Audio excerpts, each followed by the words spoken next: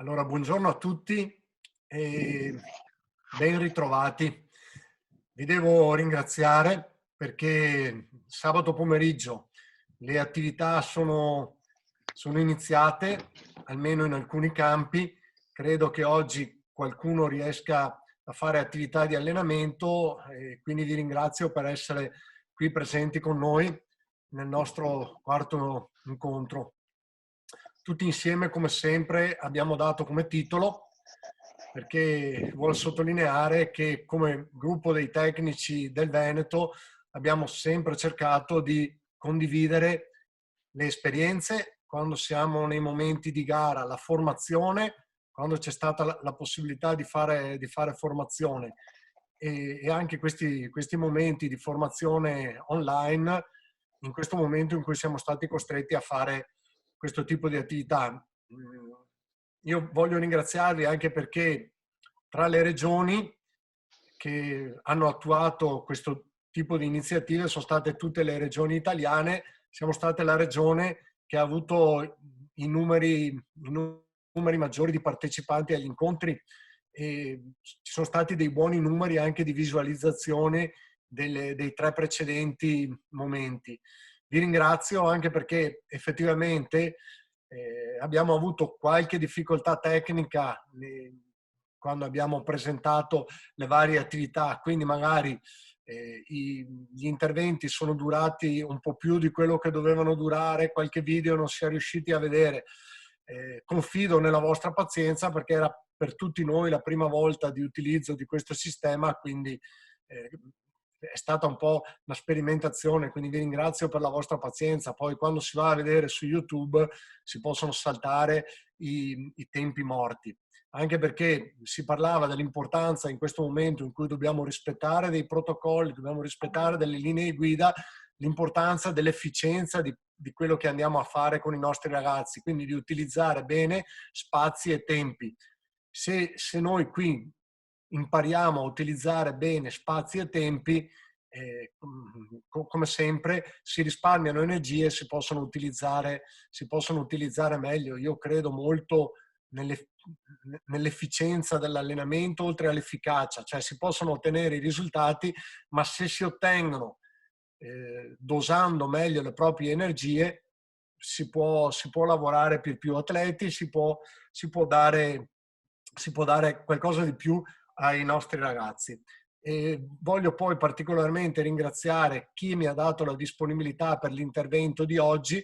Avevo chiesto nelle scorse settimane che chi volesse intervenire mi mandasse del materiale, mi è stato mandato, quindi oggi avremo 7 interventi che dureranno, e qua ho il cronometro, ciascuno 8 minuti. Un intervento durerà 8 minuti. Dopodiché ci saranno altrettanti 7-8 minuti per le domande e vi chiedo cortesemente di prenotarvi per le domande, ma stavolta di farlo veramente sulla chat oppure disattivare il microfono e fare direttamente la domanda. Chiedo a tutti intanto di tenerlo disattivato al momento il microfono, esclusi i relatori per evitare i rumori di fondo, almeno questo l'abbiamo un po' appurato che è la cosa migliore per poter lavorare bene. E quindi vi do il ritmo, la sequenza degli interventi.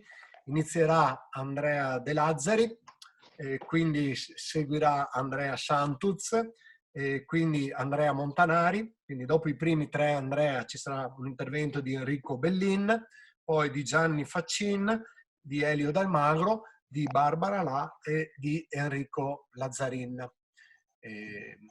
Chiaramente io mi attendo anche gli interventi di tutti voi per le eventuali domande, sempre restando nei tempi.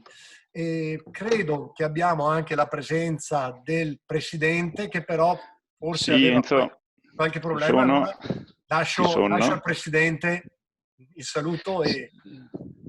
Sì, scusatemi, mi collego solo via voce intanto, era per soprattutto ringraziare la struttura tecnica regionale con la collaborazione di Cinzia Miotti per la parte tecnica, per l'organizzazione di questi eventi che sono stati molto importanti, molto seguiti e molto apprezzati. Da parte mia naturalmente l'augurio che anche oggi l'iniziativa possa cogliere i propri obiettivi, ricordandovi poi naturalmente che a inizio settimana c'è stato anche un importante consiglio regionale in cui oltre ai provvedimenti economici e gestionali si è attuata anche una decisione di prorogare il blocco dell'attività assoluta fino al 30 giugno e il blocco dell'attività promozionale fino al 31 di luglio. Naturalmente la riflessione è stata ampia e, come dire, in questo momento dobbiamo un po' badare a far quadrare il cerchio che non è cosa semplice. Vi ringrazio ancora tutti, vi auguro buon lavoro e non vi sottraggo altro tempo perché so che di cose da dire oggi ce ne sono molte. Grazie ancora. Grazie Christian. Allora dico io 3 cose, eravamo d'accordo. Concluderemo anche online il corso istruttori di Vicenza con le 8 ore di attività che ancora mancano e lo concluderemo anche con l'esame di confronto che faremo sempre online. Quindi per i corsisti che hanno frequentato a Vicenza do questa informazione. E poi ho il gruppo degli ostacoli, Adriano Benedetti, che poi magari farò intervenire, che propone delle attività per gli atleti di interesse regionale, per quelli che comunque vogliono partecipare ancora online, quindi questa sarà qualcosa che faremo a giugno, chiaramente se non potremo sbloccare e effettuare le attività pratiche a giugno. Partiremo anche con il precorso istruttori, con la parte teorica del precorso istruttori che si doveva attivare ancora tra febbraio e marzo, così come per il corso istruttori che doveva partire in aprile annuale. Anche questi li attiveremo intanto online, in modo di dare la possibilità ai tecnici che dovevano concludere il corso di potersi poi tesserare e per tutti gli altri che devono iniziare le attività di poterlo fare e di guadagnare quindi tempo. E a proposito di tempo, siamo con i tempi corretti, quindi lascerei la parola al primo dei relatori, ad Andrea De Lazzari, che ci farà vedere un interessante video sull'organizzazione. Sapete che il tema nostro è ricominciando seguendo le regole e mi pareva che proprio il lavoro fatto da Andrea con l'Atletica Vendemiano fosse un ottimo esempio di ricominciando seguendo le regole. Quindi ti lascio la parola, Andrea, e faccio partire Sì. il cronometro. Ciao. Grazie Enzo. Allora, cercherò di essere velocissimo, magari chiedendo intanto al volo di pubblicare il discorso del disciplinare. Allora, pochi lo sanno, io al di là di rompere le scatole nel salto con l'asta a Marco Chiarello e a qualche allenatore, sono più spostato nell'area dirigenziale, ma questo lavoro è frutto un po' della mia esperienza professionale in quanto responsabile commerciale di un'azienda che costruisce e gestisce ospedali, quindi in questo momento Andrea, è saltato l'audio.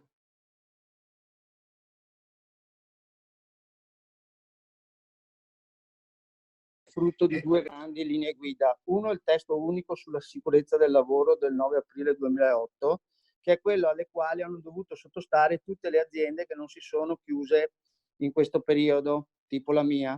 L'altra è il 22 febbraio, che è una circolare, il 5445, che invece ha dettato tutte le linee guida sui concetti di sanificazione.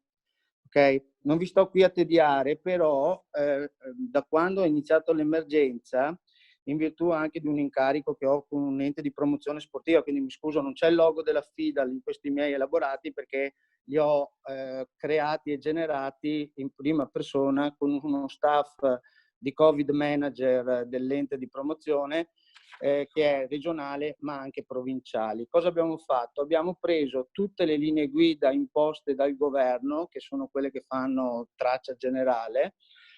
Abbiamo raccolto il lavoro del Politecnico di Torino, che ha raccolto le indicazioni di tutte le federazioni, tra cui anche una 40-50 di pagine della FIDAL, che sono diventate le linee guida nell'ambito sportivo e rettificate poi dal CONI come linee guida CONI nazionale. Praticamente il 4 maggio si è aperta l'attività individuale, dove di fatto non c'era ancora nessun atleta che poteva formalmente fare attività, ma è nata la lista degli atleti nazionali che avevano la possibilità di muoversi ed eventualmente utilizzare gli impianti. Aperti impianti pochissimi.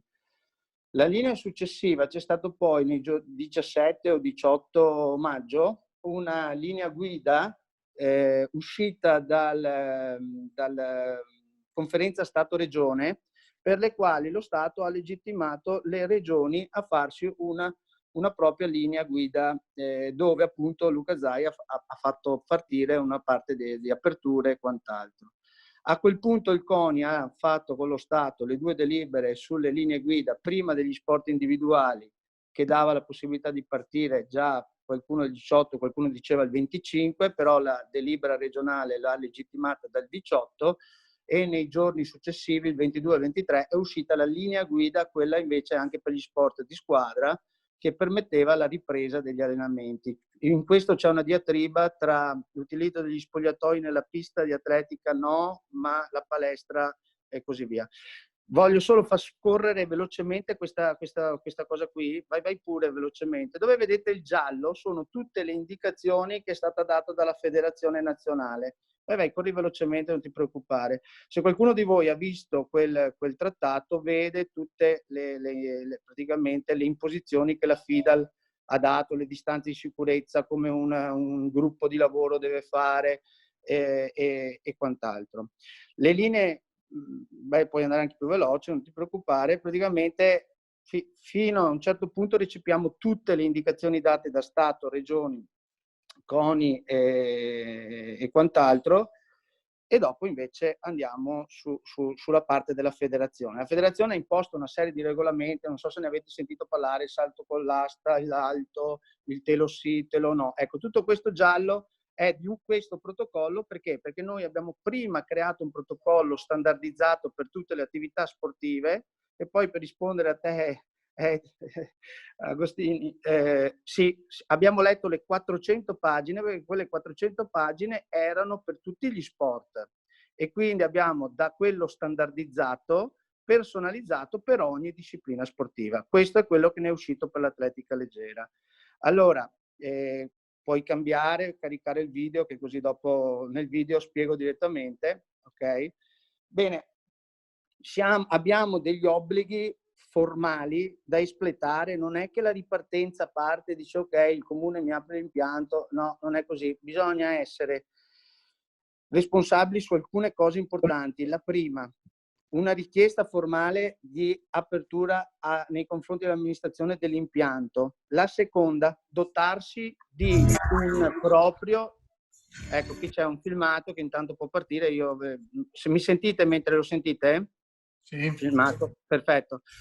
Praticamente una delle cose più importanti è capire, non c'era obbligo di misurare la febbre, ma se ti arriva un controllo devi dimostrare che i tuoi sono entrati tutti quanti senza avere la febbre in campo, e quindi scatta una autocertificazione che si sono misurati la febbre da casa. Adesso lo ascoltiamo, lo vediamo, dopo eventualmente... Ok mamma, ho 36,5, non ho la febbre, prepara l'autocertificazione che vado all'allenamento. Quindi parliamo di autocertificazione. Bisogna che gli atleti che arrivano da casa arrivano con la febbre misurata da casa. Può bastare questo? Per esempio, con la linea guida di oggi, ai centri estivi obbligano la misurazione effettiva della febbre. Quindi anche qua siamo già andati oltre. Questo filmato fatto una settimana fa, su questo potrebbe essere già recuperato. Così possiamo andare atletica. Quindi l'atleta a casa si misura la febbre, arriva con l'autocertificazione che è a posto, devono essere disposti, staccati di 2 metri, i genitori entrare, sanificazione delle mani. Noi abbiamo creato anche una colonnina personalizzata. Il genitore lascia la certificazione, aveva il marchetto qui, abbiamo misurato la febbre, il genitore va via per un'uscita diversa e gli atleti entrano in campo. mentre l'operatore per tutti quelli che passano fa la misurazione della febbre. Nel caso in cui ci sono delle noi qui abbiamo usato una cosa che avevamo fatto per il salto con l'asta per i bambini come schermo per non andare a contatto teoricamente con chi arriva ad essere misurato. Quindi tutti i ragazzi vengono misurati la febbre. Allora, a quel punto vanno negli spogliatoi, distanze di sicurezza tra una postazione all'altra almeno di 2 metri. Dovrebbero andare distanziati con l'utilizzo della mascherina, perché tutte queste azioni avvengono nel periodo di preparazione all'attività fisica, quindi distanziamento e tutto. Segnalate dove sono gli spogliatoi, esserci la parte sempre della sanificazione. Come vedete le panche sono più di 1 metro e quindi si cerca di farli posizionare in postazioni diverse e separate fra di loro. Questa invece è la soluzione dove non si va in campo e lo spogliatoio diventa, si va direttamente in campo, non si va in spogliatoio. Lo spogliatoio può diventare una pista di atletica leggera, soprattutto nei bei giorni non occorre mandarli negli spogliatoi. Noi abbiamo fatto questo perché nella prima procedura delle linee guida sembrava che non si potesse entrare negli spogliatoi, quindi abbiamo entrambi i casi. Oggi li potete fare entrambi con l'ultima linea guida uscita. Entrano nella pista, devono mantenere le distanze di sicurezza e devono avere una postazione, distanza fra di loro, dove posizionare il proprio materiale, compreso le mascherine e quant'altro. Allora, nella pista noi abbiamo usato la sesta corsia, abbiamo fatto una postazione da 1 metro quadro, salti 2 metri, 1 metro quadro, salti 2 metri, eccole lì, dove i ragazzi praticamente posizionano il loro zainetto e devono stare separati tra di loro. Poi abbiamo fatto degli esempi di alcune discipline, va bene, noi abbiamo fatto i dispenser, da lì entrano a fare realmente l'attività mantenendo le distanze di sicurezza. Prima di entrare, altra sanificazione delle mani.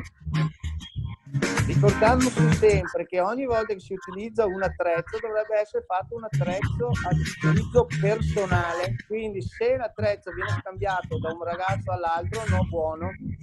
Quindi la sanificazione degli attrezzi devono essere fatti, consegnato, non so, un peso, solo quello, e lui deve lanciare solo con quello. Non può andare, non può essere che si lanciano il peso, lo raccoglie uno dall'altra parte e lo rilancia dall'altra parte.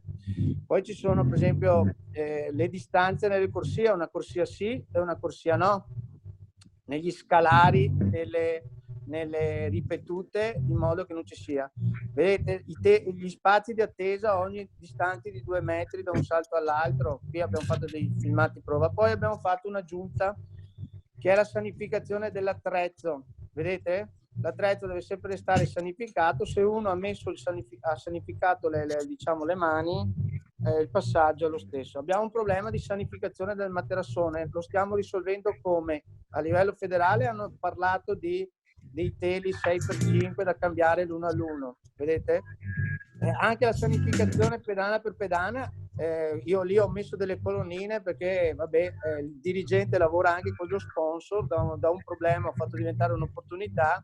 Il fornitore della colonnina non solo mi ha fornito le colonnine, ma mi ha fatto anche da sponsor. E poi praticamente, vabbè, queste sono le partenze. Nel salto con l'asta e nel salto in alto c'è la questione del telo. Allora, consiglio, se abbiamo dei fratelli di nuclei familiari, vengono considerati congiunti, quindi possono tranquillamente saltare nello stesso materasso. Se abbiamo invece atleti completamente diversi tra di loro, ogni atleta dovrebbe avere un telo di caduta. Nella sabbia, ogni volta che si salta nella sabbia, bisognerebbe rivangare la sabbia e voltarla. Stiamo valutando l'ipotesi, ecco qui invece sono i bagni devono andare in maniera singola, ok? Non possono andare mai in coppia. Il bagno, se è in gestione comunale, deve essere sanificato dal comune una volta al giorno. Se il comune non fa questa sanificazione e la società vuole aprire, deve farsi dare mandato dal comune di prendersi la responsabilità di fare la sanificazione. Poi c'è l'uscita e ritorno. Ci sono una serie di regole che è sono abbastanza semplici, è più difficile dire che siamo noi a non abituarsi facilmente a questa cosa, però c'è un concetto base, la responsabilità del datore di lavoro. Allora, stanno cercando di toglierla soprattutto nel mondo delle imprese, perché non è così facilmente dimostrabile che se uno ha preso il Covid nel mondo del lavoro lo abbia preso veramente lì e non a casa. Ma in questo momento ne rispondono chi? Tutti coloro che non rispettano formalmente le procedure. Quindi se tu rispetti le procedure e c'è anche un eventuale caso, ok, anche i presidenti e tutto non hanno un problema, ma se si riesce a dimostrare che dovevi rispettare delle procedure che non hai rispettato e c'è un caso, c'è il rischio anche di doverne rispondere sul piano personale, quindi attenzione. Allora, qui la soggettività di ciò che uno pensa, come la vede questa cosa, ad alcuni potrebbero dire a me pare tutta una cavolata, a qualcun altro potrebbe avere un'ansia di preoccupazione che dice no, io addirittura tengo i bambini a casa perché non voglio rischiare. C'è sempre un concetto di bilateralità. Una delle autocertificazioni che si fanno è quella che il genitore dichiara per la ripresa dell'attività 3 cose: di aver visto il proprio standard di protocollo societario. Andrea, scusami, ti chiedo di concludere perché c'è già una domanda.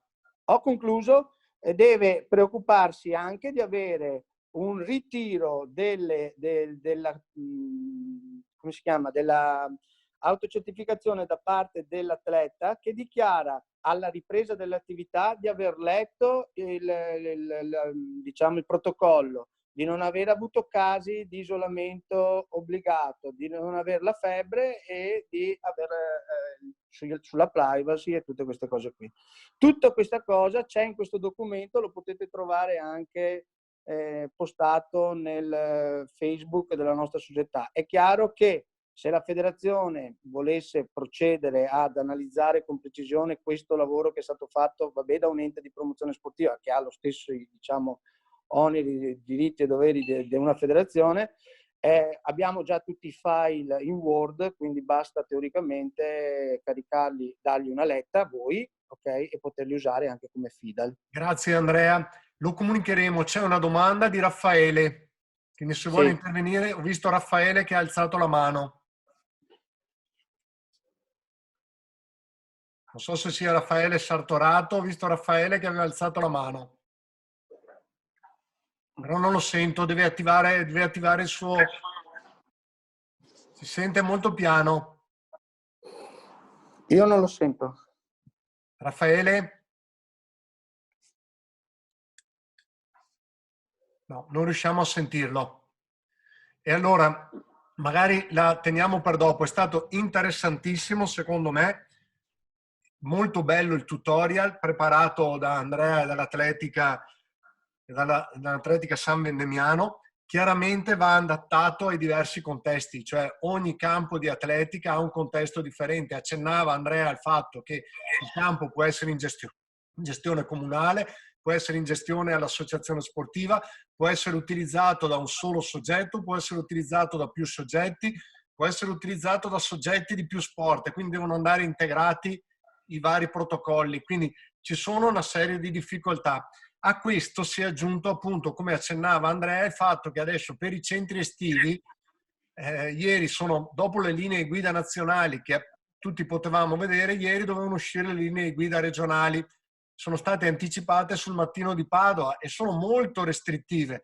E se anche la nostra attività sportiva con i piccoli dovesse seguire le linee guida dei centri estivi, e purtroppo non ho dubbio che qualcuno ci potrebbe chiedere questo, sarà molto difficile partire soprattutto con i piccoli. Dovremo saperci organizzare molto bene.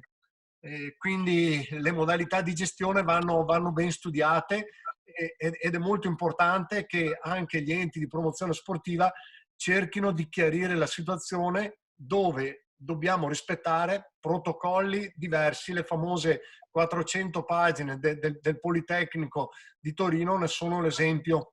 cioè dovevano essere una sintesi dei protocolli dei singoli sport. Allora, se non c'è Agostino, Raffaele per fare la domanda, scusami Andrea De Lazzari, darei la parola, se non c'è Raffaele, ad Andrea Santuz.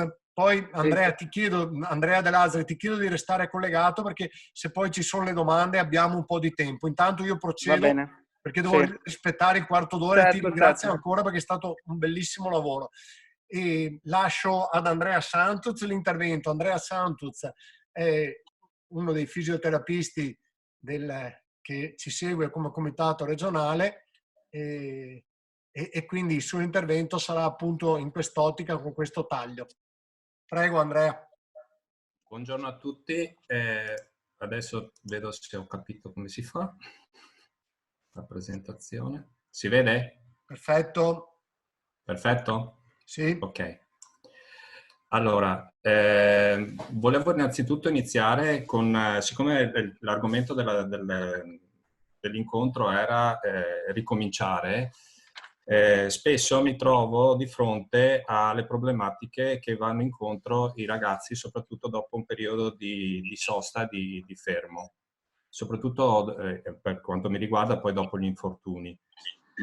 E quindi volevo parlare di questo benedetto DOMS, che è un acronimo di una lingua inglese che vuol dire che è un indolenzimento muscolare ad azione ritardata. Cosa vuol dire? Vuol dire che il nostro atleta, una volta che ritorna ai campi di allenamento, si sottopone a sedute di allenamento e comincia a percepire dei dolori a livello muscolare.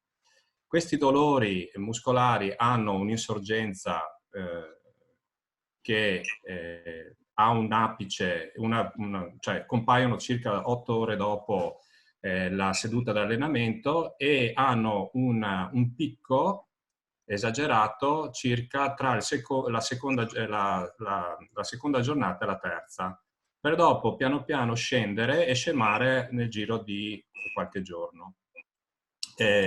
Questo dolore muscolare è fondamentalmente creato non sicuramente dall'acido lattico o dal lattato, meglio ancora.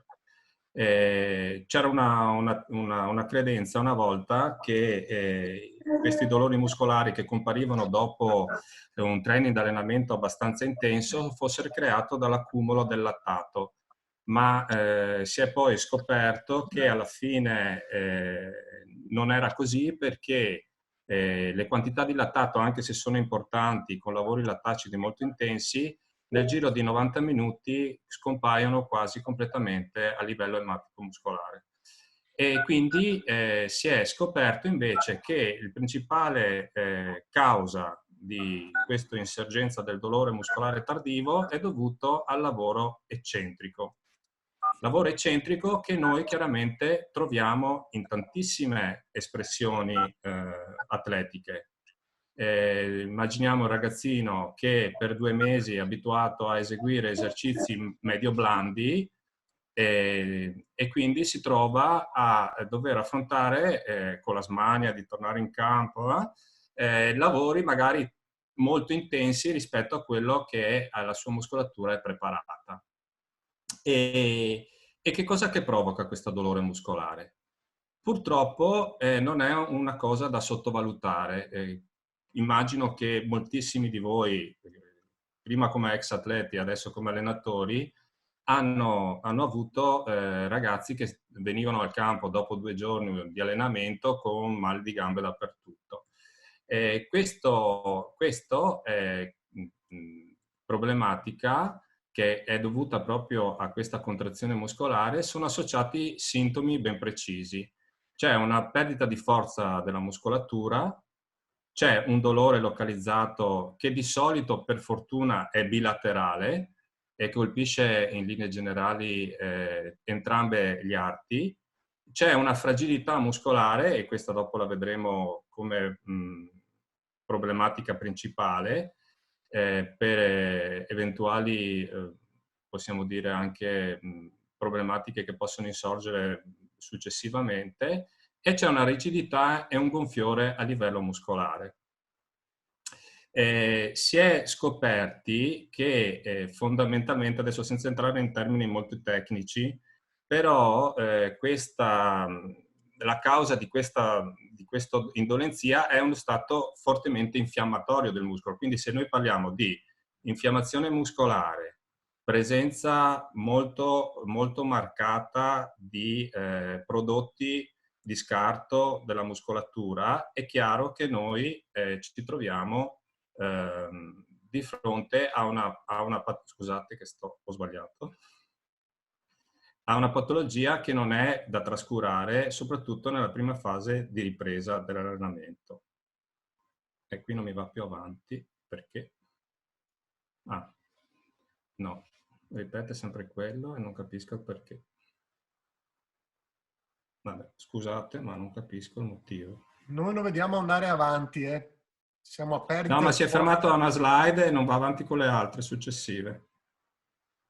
Vabbè, allora... ritornare sulla schermata computer e passare con le slide, vediamo un po' più piccolo, ma...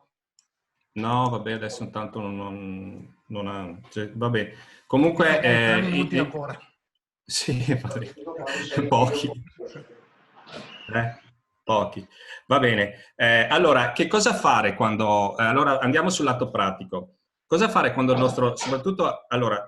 Soprattutto nel settore giovanile, quando il feedback allenatore-atleta è sempre difficile perché il ragazzino ci sono anche situazioni di sensazione muscolare nuove, soprattutto per chi non è per l'atleta evoluto, magari no, però magari i ragazzi che non hanno proprio questa grandissima capacità di trasmettere le sensazioni muscolari che provano, anche perché sono alle prime esperienze, magari anche alle prime proprio esperienze di sensazione muscolare, non sanno ben trasmettere il messaggio all'allenatore e ci troviamo di fronte a delle problematiche che possono instaurarsi ben più gravi. Un caso di questa settimana, ad esempio, mi è capitato un ragazzino che per 4, 5, 6 giorni aveva questo dolore muscolare tardivo e che però si è trasformato in una lesione muscolare di secondo grado sul retto femorale, perché il muscolo è rigido, il muscolo è infiammato e il muscolo sicuramente non risponde bene come potrebbe rispondere in maniera ottimale. E quindi si innesca quel meccanismo di portare il nostro ragazzo a esporsi a traumi di stiramento muscolare.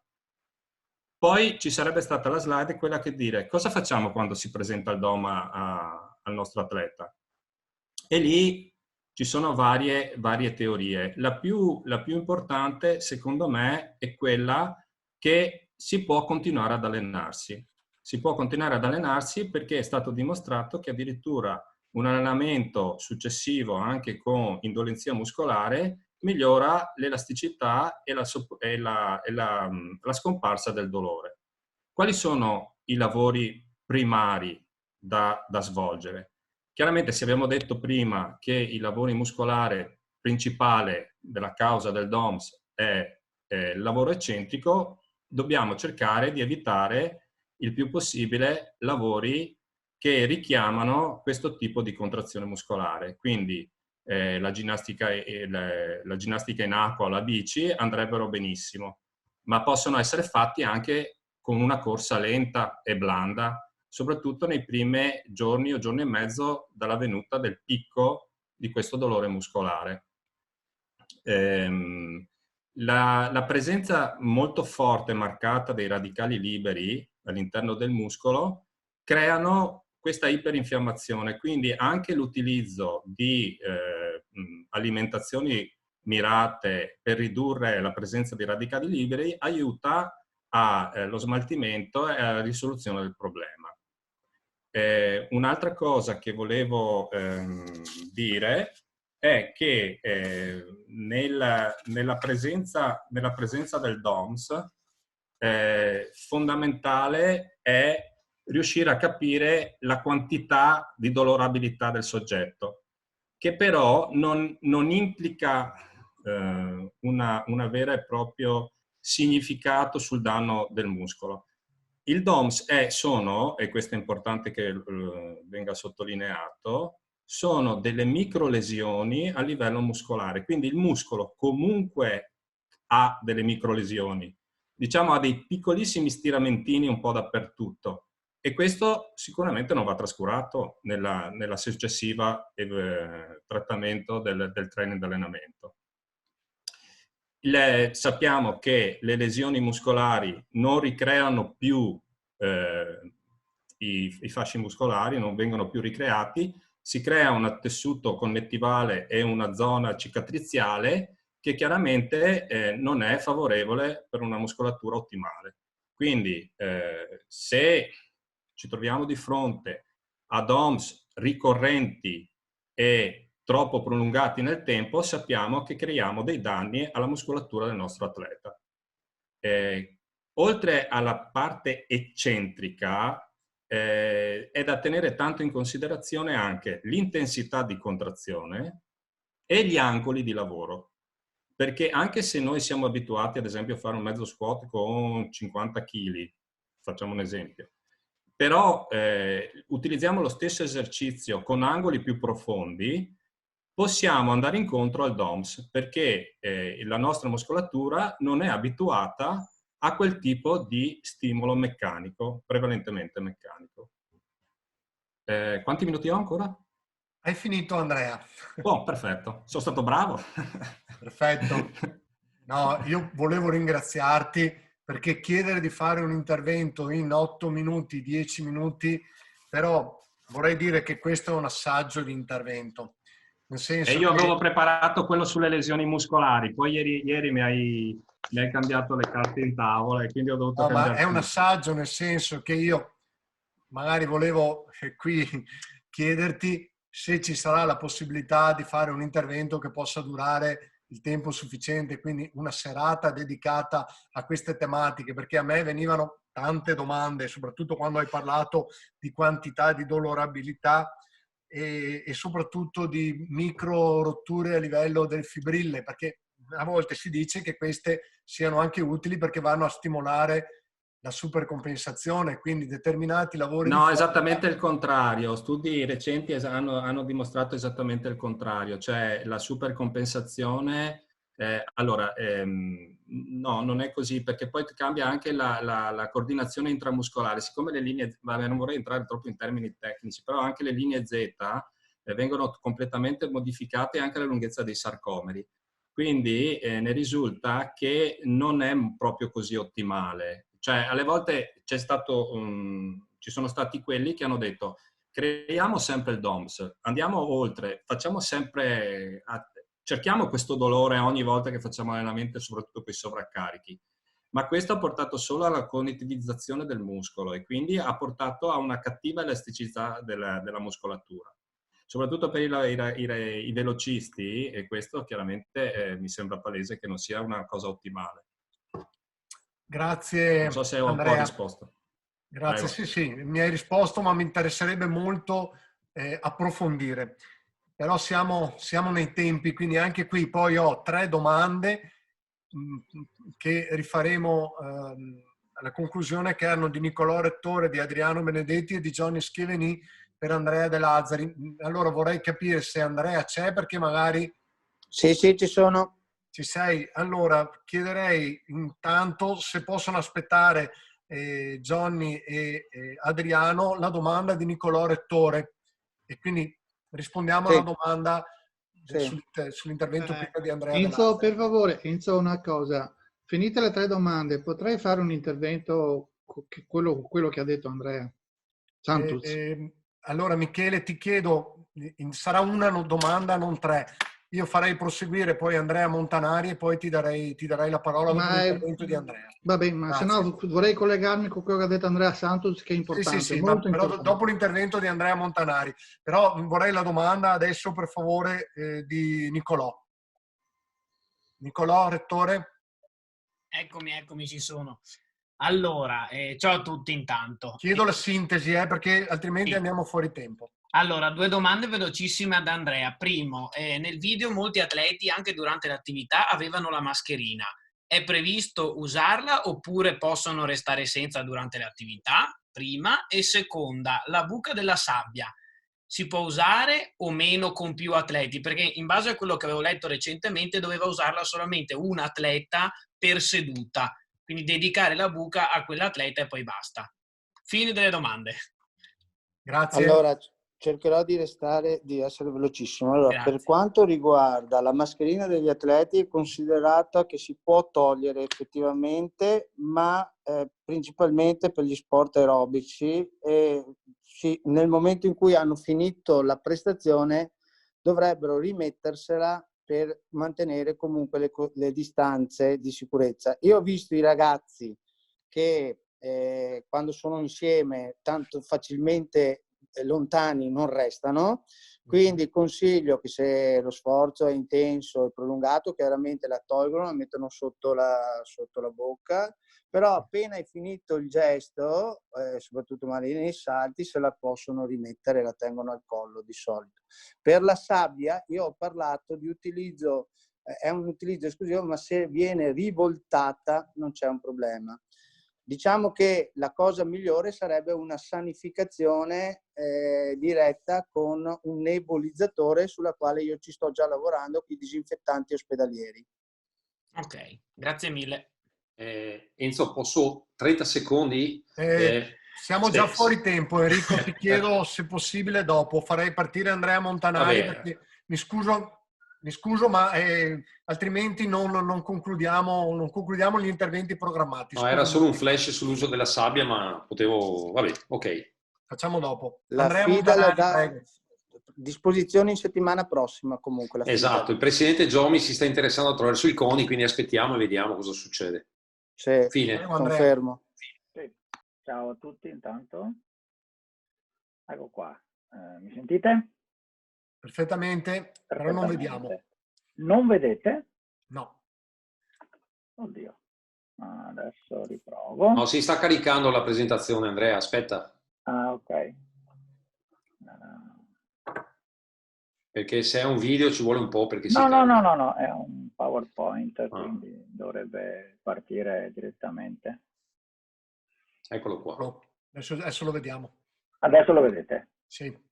Perfetto. Bene, allora, mi è stato chiesto di fare un intervento sulle mie esperienze di inizio attività con Rebecca Borga. In realtà poi mi sono accorto che il suo inizio coincideva abbastanza con l'altra atleta che vedete qui, che è Elisa Vicentina. Loro sono arrivate a iniziare questo nuovo ciclo post-lockdown in due modi diversi. Rebecca Borga aveva continuato ad allenarsi come atleta di interesse nazionale fino alla chiusura, mentre Elisa aveva dovuto smettere prima. Quando poi ovviamente abbiamo riaperto, hanno cominciato insieme perché secondo le direttive della FIDA potevano ricominciare entrambe. E purtroppo, come vedete scritto qui, in mezzo c'è stata una preparazione completamente diversa per quanto riguarda il loro percorso. Rebecca si è fatta male praticamente il primo giorno di chiusura, ha avuto una distorsione, e invece Elisa ha avuto delle condizioni di lavoro quasi ottimali, mancava solo la pista, per il resto ha fatto praticamente tutto.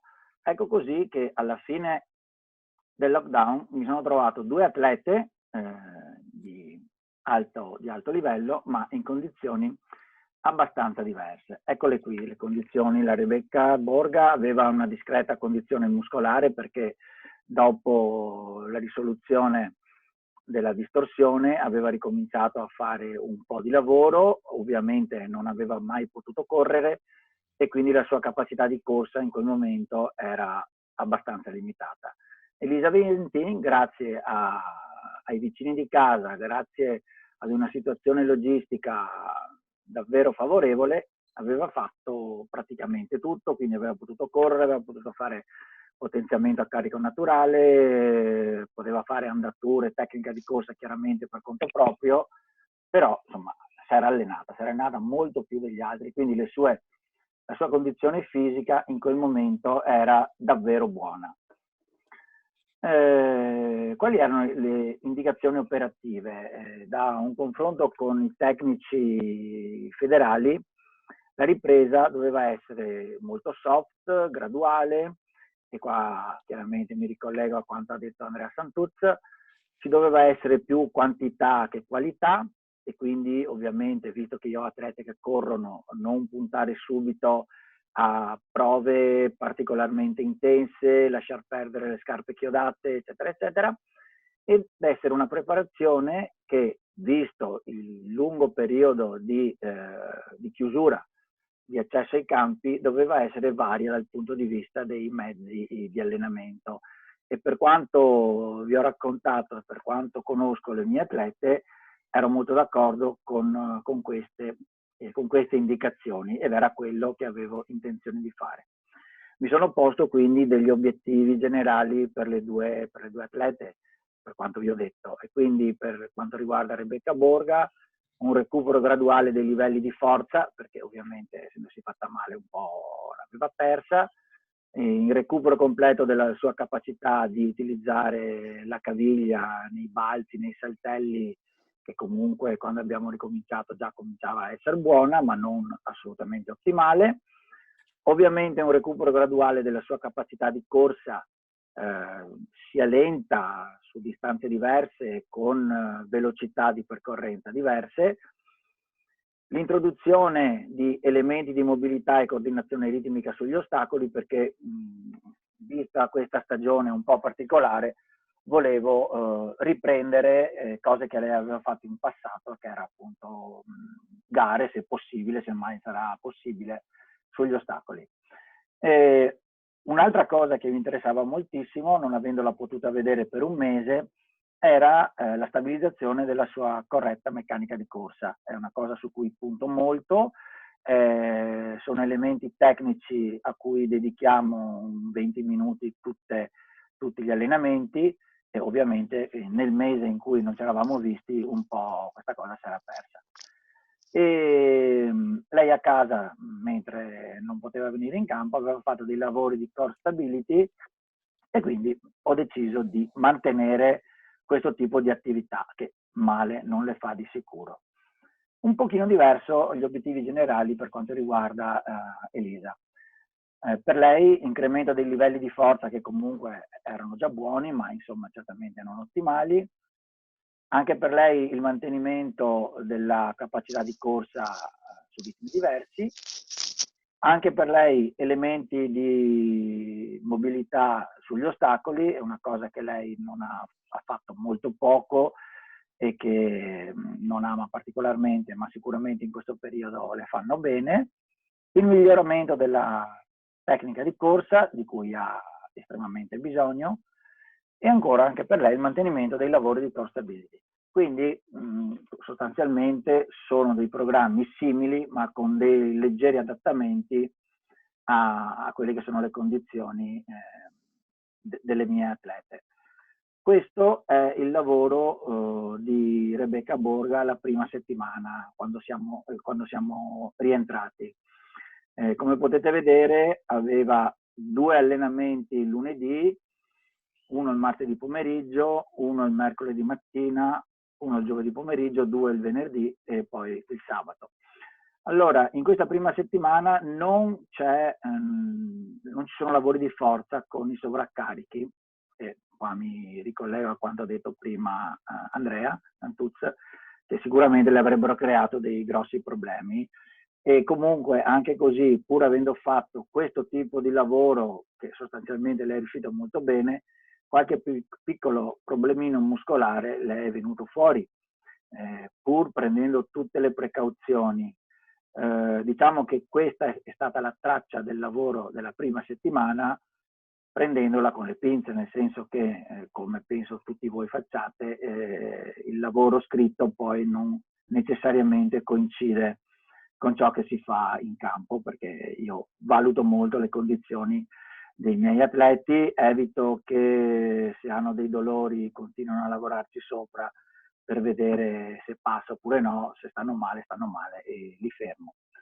La seconda settimana invece la Rebecca ha cominciato a fare lavori di forza. Qua si vede male, ma qua c'è una sala pesi e qui ce n'è un'altra. Una sala pesi non particolarmente intensa, con carichi sicuramente ridotti rispetto al pre-lockdown, quindi diciamo ridotti del 20%, carichi che lei riesce a fare molto tranquillamente. Abbiamo ricominciato a correre un po' di più e ho dato molta importanza alla potenza aerobica frazionata particolarmente, cioè farla correre molto, abbastanza, ecco, più che altro, molto, in modo tale che lei riprendesse questa abilità nella corsa. Non mancano, come dicevo prima, i lavori di tecnica di corsa, sia libera, con gli ostacoletti. Io uso molto i coni perché ritengo che già così i ragazzi siano stimolati ad alzare le ginocchia mantenendo le spinte in modo corretto, un assetto di corsa corretto. Passando invece a Elisa, lei, come potete vedere subito, ha un programma molto più semplice. Si allena 2 giorni di fila, poi riposa il mercoledì, poi ancora 2 giorni di fila e il sabato andiamo a fare un lavoro di salite che anche Rebecca comunque faceva. Lavoro di salite inteso come probabilmente il lavoro di più alta intensità della settimana su distanze relativamente brevi. Io lavoro tra i 40 e gli 80 metri e con Rebecca, tornando indietro, si può arrivare anche ai 120. Chiaramente l'intensità del lavoro scema un pochino. Adesso volevo farvi vedere dei video esempi dei mezzi di allenamento. Io spero che i video partano. Questo è il primo.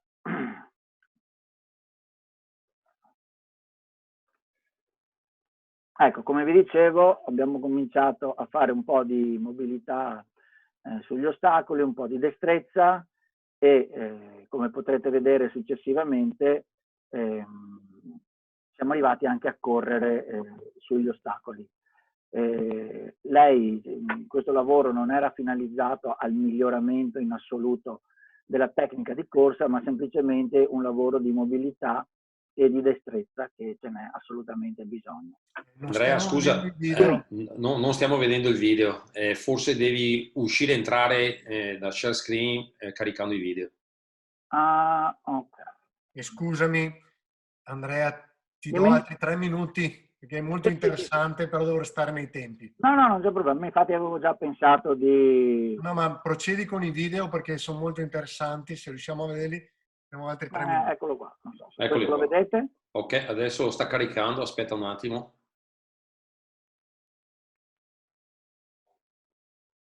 Dimmi quando lo si vede. Adesso si vede. Perfetto, ecco, qui vedete Rebecca che fa degli esercizi analitici sugli ostacoli, come vi stavo dicendo prima, con l'intento non tanto di migliorare la tecnica sull'ostacolo, non è assolutamente questo lo scopo, ma quello di migliorare essenzialmente la mobilità articolare a livello dell'anca, del ginocchio. È un lavoro che tutto sommato a lei riesce molto bene, questo esercizio qua lo conoscete certamente tutti quanti. Questi sono esercizi sempre per anche rinforzare il flessore dell'anca. Ecco qua, questo video è quasi finito. Ve ne faccio vedere un altro. Eccolo qua, questo è fortemente improntato alla mobilità, come potete capire. Qua si può regolare l'altezza dell'ostacolo a seconda dell'altezza del proprio atleta e poi alla fine siamo arrivati a correre con dei passaggi laterali. Questo è il primo giorno, proprio il primo giorno di rientro dopo il lockdown, quindi niente di particolare, qualcosa di molto tranquillo. Come dicevo prima, qui siamo ai lavori di tecnica di corsa, sono lavori particolari, cioè non hanno una particolare valenza, cioè questo è meglio di altri. Io punto molto a far lavorare i miei atleti riuscendo a sentire che mantengono la gamba tesa quando vanno in appoggio, mantenendo il ginocchio alto. Questo è un lavoro leggermente diverso da prima, c'è un numero di tocchi diverso e loro devono abituarsi a cambiare, quindi migliorare la coordinazione passando da un esercizio a un altro. Qui vedete anche sono due esecuzioni leggermente diverse. Rebecca ha una maggior mobilità a livello delle anche, Elisa un po' meno e anche un po' meno abile. Ecco qua, altri lavori, anche questi di coordinazione, la gamba destra fa una cosa e la sinistra ne fa un'altra, poi generalmente li faccio cambiare e quindi su queste cose qua punto molto, cioè il lavoro di tecnica, uso dei piedi in questo caso qui, io lo faccio sempre in varie forme, ma tutte le volte, perché è una cosa a cui tengo molto e secondo me dà un grosso vantaggio all'atleta saper usare bene i piedi e a migliorare nettamente l'efficacia della sua forza. Beh, quando finisce questo video io ho finito. Ve lo lascio scorrere, sono tanti esercizi, uno diverso dall'altro, ho fatto una carrellata su quelli che potevano essere utili, ma ce ne sono tanti altri, insomma, come dicevo prima. Allora, Andrea, parlo anch'io sopra il video un attimo, è stato molto interessante, soprattutto il parallelo tra le due atlete, perché ci fa capire che se sono differenti i nostri contesti, alcuni possono allenarsi, altri non possono allenarsi, alcuni si allenano al campo, nello stesso contesto, con lo stesso tecnico, è stata differente anche la modalità con cui le atlete, due atlete non dello stesso livello, ma di alto livello, una a livello giovanile, una a livello assoluto, hanno gestito, e quindi la difficoltà poi di riprendere tutto quanto. Questo è veramente molto, molto interessante, anche questo qua lo andremo a riapprofondire. Allora vorrei chiedere il favore a Michele Rossi e a Johnny Schiavenia, Adriano Benedetti e a Stefano Corte di tenere le domande che avevano precedentemente nel momento finale, perché così riusciamo a stare nei tempi e a fare la carrellata con i 7 interventi. E quindi adesso farei intervenire Enrico Bellin e poi anche Renzo Roverato. Quindi Enrico, ti lascio il tuo intervento, che da quello che ho capito è più una domanda, Sì. Prego. Buongiorno a tutti. Prego, Enrico. Sì, è più diciamo una riflessione e anche da porre un paio di domande, visto che io oltretutto seguo il settore lanci e mi sono reso conto che in pratica ho avuto dei ragazzi che sì, hanno lavorato a casa, però chiaramente il lavoro da casa, soprattutto per un lanciatore, senza l'attrezzo fisico, perché non potendo lanciare in nessun campo e niente, è stato abbastanza difficile, diciamo. C'è chi anche ha lavorato a livello fisico, però chiaramente per un lanciatore non avere una palestra o pesi per riuscire a fare un lavoro di mantenimento di questa forza, ho visto che è stata un po' difficoltosa. E a rientro soprattutto mi sono reso conto di questo, sembrava che riuscissero a fare, ma effettivamente senza le pedane è un po' più complicato da gestire questa cosa. E in particolar modo ho visto che è mancata tanto la velocità, qualcuno ha dato giù anche di tonicità muscolare e soprattutto tanto il feeling con l'attrezzo, perché anche se hanno fatto imitativi, anche se in qualche modo mi hanno mandato video di esercitazioni fatte a casa, però è mancato proprio il feeling con gli attrezzi. E più che altro la mia considerazione era sul fatto che non vorrei che questo periodo qua, visto che tanti ragazzi mi hanno chiesto quando si riprenderà con le gare, diventasse una scarsa motivazione. Perché generalmente lavoriamo in modo che in primavera ci sono queste gare per cui si creano degli obiettivi. E la mia domanda era rivolta un po' a tutti, diciamo. Come riuscire a motivare questi ragazzi di nuovo per riuscire a mantenerli con la stessa voglia di fare di prima. E anche un'altra cosa che mi aggancio un po' a quello che diceva il signor Santuz è come risolvere i problemi, diciamo, è possibile, sì? a rientro da questo lockdown, visto che la voglia di lanciare c'è tantissima. E per non subire troppi traumi, per non avere troppi problemi, cosa sarebbe meglio fare? Per cui la mia considerazione era un po' questa, fondamentalmente.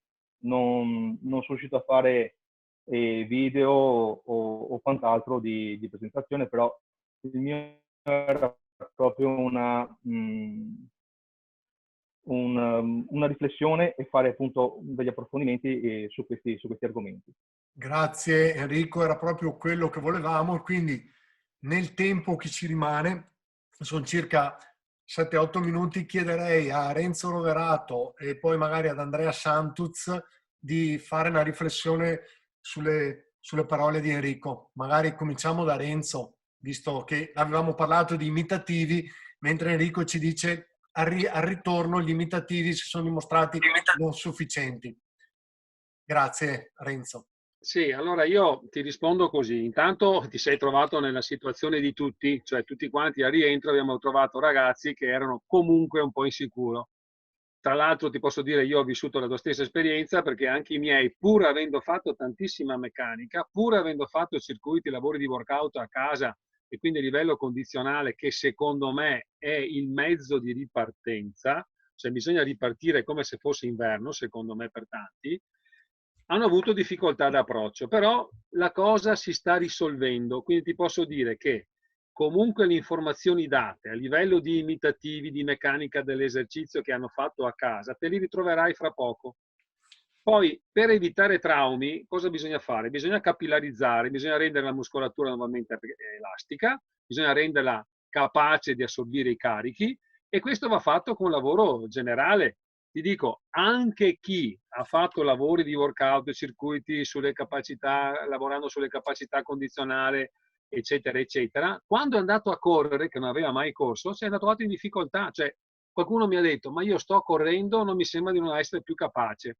Quindi tutti questi tipi di lavoro possono aver creato una base condizionale che deve essere comunque richiesta all'aperto. Però attenzione, sono tutti stimoli dati a una tipologia di lavoro che è resistenza alla forza, non è forza veloce quella che noi andiamo a fare con il nostro movimento specifico e lì abbiamo bisogno di tempo.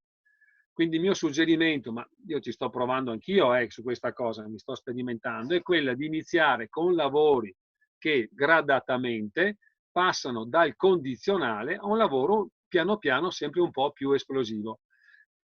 Altra cosa importante che secondo me bisogna tener conto sono gli scarichi. Adesso io ho avuto modo di vedere il lavoro di Rebecca, adesso chiaramente secondo me è stata una cosa, però anche lì, scusa Montanari se uso il tuo esempio, ma non è per farti una critica, però bisogna fare attenzione agli scarichi, cioè l'allenamento non finisce con il lavoro, finisce con la fase di defaticamento.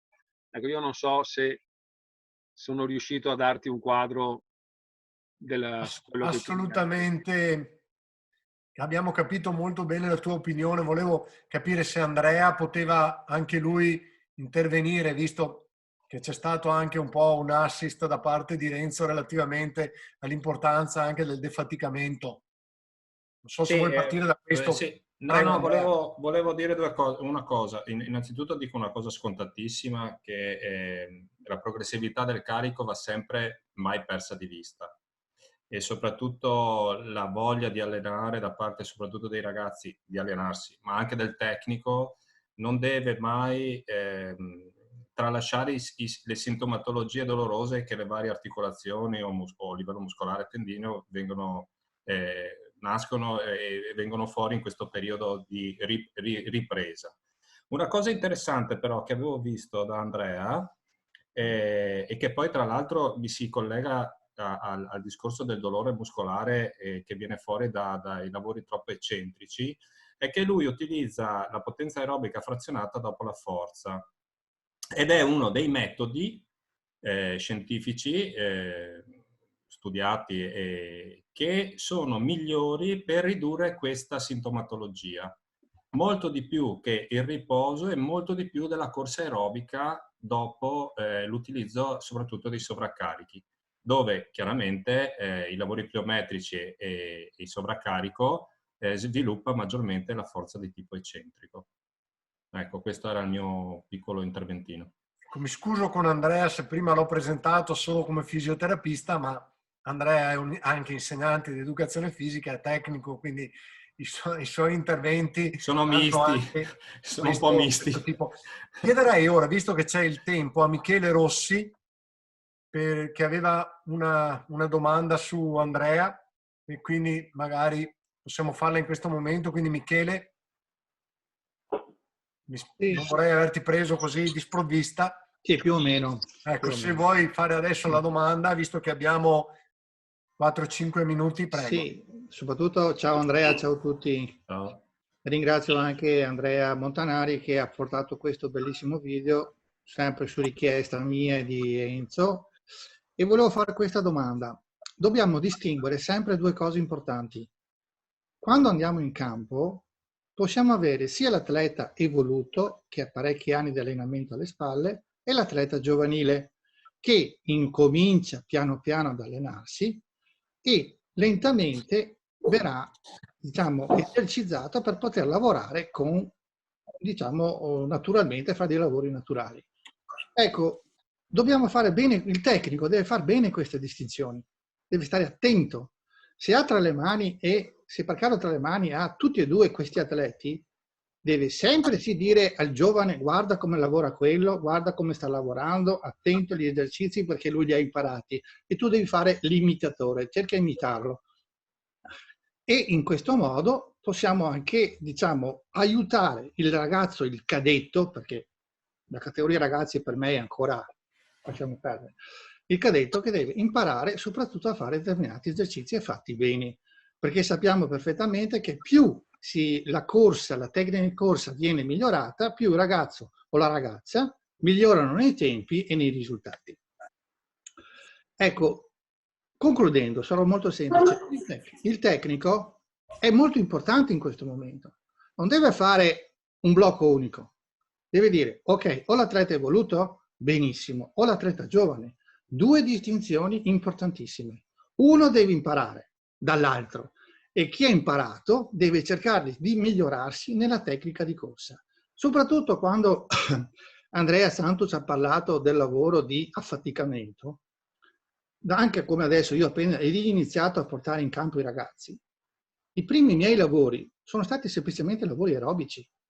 Corsa, andature tecniche, allunghi sul prato, lavorando particolarmente sul prato per non traumatizzare soprattutto il lavoro in pista per i piedi. E lentamente, adesso sono arrivato già a metà settimana, fine settimana, ho appena finito gli allenamenti di stamattina, i ragazzi hanno fatto un lavoro prima iniziale sull'erba, alcune andature, poi quando siamo passati ad andature un po' più tecniche, più, diciamo, in cui c'era più movimento e più lavoro del piede, siamo tornati in pista. E lentamente loro sì si sentono un po' affaticati, perché hanno fatto anche lavori, come ha detto Andrea, eccentrici. Però il loro affaticamento è un lavoro molto tranquillo. Ecco, Enzo vedo che mi fa segnare col cronometro, visto che io sono abituato a usare i cronometri. Esatto. L'unica cosa che devo dire... usare il metro, ma oggi uso l'ultima cosa, volevo dire che sì, il defaticamento... Attento che l'ultima cosa, Michele, deve essere uno sprint. D'accordo, lasciami parlare. No, ma non ti posso... Sì, volevo dire che sono stato perfettamente d'accordo con quello che ha detto Andrea Santos, perfettamente d'accordo, tutti i lavori giustissimi, e con Andrea Montanari devo fare i miei complimenti perché ha fatto un bellissimo lavoro. Pace e bene. Allora, sintetizzo, Michele, l'importanza dell'immagine guida, quindi l'atleta evoluto che dà l'idea all'atleta giovane, la differenza chiaramente di sopportazione del carico anche quando si riprende tra il giovane e l'atleta evoluto. Lascio ad Andrea Santuz se io ho un concetto base, nei primi allenamenti, un passo avanti, 2 indietro. Prego Andrea. No, volevo dire che anche la corsa continua può creare dolori muscolari, perché chiaramente finché uno rimane a casa magari aveva spazi ridotti. Io ho avuto anche atleti che avevano i campi dietro casa e quindi quelli sono stati più avvantaggiati rispetto a chi invece abitava magari in un centro dove era più difficile sviluppare certe capacità. Quindi anche la corsa continua può provocare dolori muscolari, certo, perché sono impegni, esatto, sì, ma magari anche solo di intensità un po' più alta, dove c'è una fase di volo più alta e chiaramente una caduta dall'alto più alta. Quindi noi dopo ci troviamo all'inizio con atleti che, nonostante lo stesso periodo di stop, sono anche preparati in maniera completamente diversa, anche se noi abbiamo dato gli stessi lavori. E quindi noi dobbiamo essere bravi ad avere pazienza più di loro, esatto, a portarli lentamente a un'ottimizzazione della tenuta fisica. Anche perché la cosa più importante, tu conosci l'atleta. Sai come è fatto strutturalmente, psicologicamente, sai come è fatto e sai dove puoi insistere e sai dove devi rilassare. Allora, i ragazzini, devo essere sincero, fanno fatica a comunicare le proprie sensazioni del corpo. Più giovani sono, più crudi sono e quindi lì deve intervenire ancora di più il tecnico. Sì, siamo grazie, stavo dicendo, età evolutiva. Michele, dobbiamo andare avanti. Scusami se ti prendo la parola, ma dobbiamo restare nei tempi perché così alla fine resta il tempo anche per le domande ad Andrea De Lazzari che avevamo. Quindi l'abilità del tecnico è quello di gestire le tante variabili che si trova di fronte in questo momento. Quindi questa è sempre un'abilità tecnica ed è un'abilità anche dell'insegnante che a scuola si trova a classi eterogenee. Quindi bene, lascerei adesso a Gianni Faccin. Siamo quasi perfettamente nei tempi, 2 minuti di ritardo che ci porterà. Era già intervenuto Gianni Faccin, credo continui sulla falsariga di quanto presentato. Sì. Mi sentite? Grazie, Gianni, prego. Mi sentite? Sì. Prego, però vediamo Zoom, non vediamo il tuo video. Sì, un attimo. Adesso sì. Lo vedete? Sì.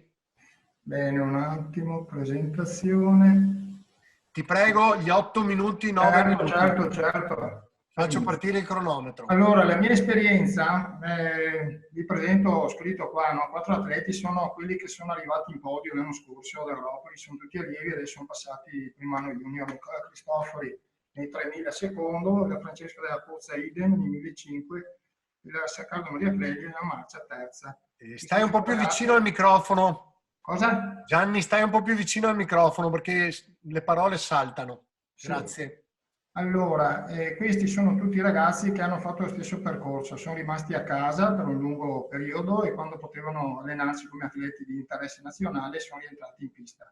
Il lavoro che sto facendo io adesso è il recupero della funzionalità del piede caviglia, il recupero delle sensazioni propriocettive generali, il recupero della condizione generale, della coordinazione generale segmentaria, il recupero di un livello adeguato di forza, facendo anche dei test con delle assicelle per vedere a che punto si trovano rispetto a quello che sapevano fare prima. Gli allenamenti sono 4, uno di tecniche in pista è quello che vedete dopo, il secondo un fondo lento è il lavoro sul core che fanno a casa per conto loro, un secondo lavoro in pista con esercizi di rafforzamento generale a carico naturale e un quarto lavoro in pista con corsa intervallata a ritmi lenti e medi. Praticamente non c'è niente ovviamente di intenso, ma lavoriamo più che altro un po' nel cardiovascolare, ma soprattutto in maniera molto, molto soft. Allora qui questo è l'elemento di tecnica della ripresa dove inserisco un sacco di esercitazioni per recuperare tutto quello che teoricamente hanno perso in questi 2 o 3 mesi, no? Di assenza della pista e dei lavori un po' più specifici. Faccio partire i video che spero che girino perché li ho scaricati con WhatsApp. Li vedete o vanno in blocco? Vanno a salti come la volta scorsa. E ti chiedo, Gianni, di stare vicino al microfono perché qualcuno mi dice che non sente. Grazie. Sì. Allora... Però si vedono un po' a salti, ma si vedono. Prego, Gianni. Allora, la parte che vedete, la seconda parte di questi percorsi che ho realizzato serve a mobilizzare il piede. A mobilizzare il piede, quindi sono tutte andature che lavorano con la pronazione e la supinazione del piede. E ho inserito la marcia, cioè andature o tecniche di marcia, proprio per migliorare quello che è la mobilizzazione del bacino e soprattutto sbloccare il movimento delle anche. Ovviamente considerate che questi sono ragazzi che si sono sciroppati 6 ore tutte le mattine con la scuola, seduti.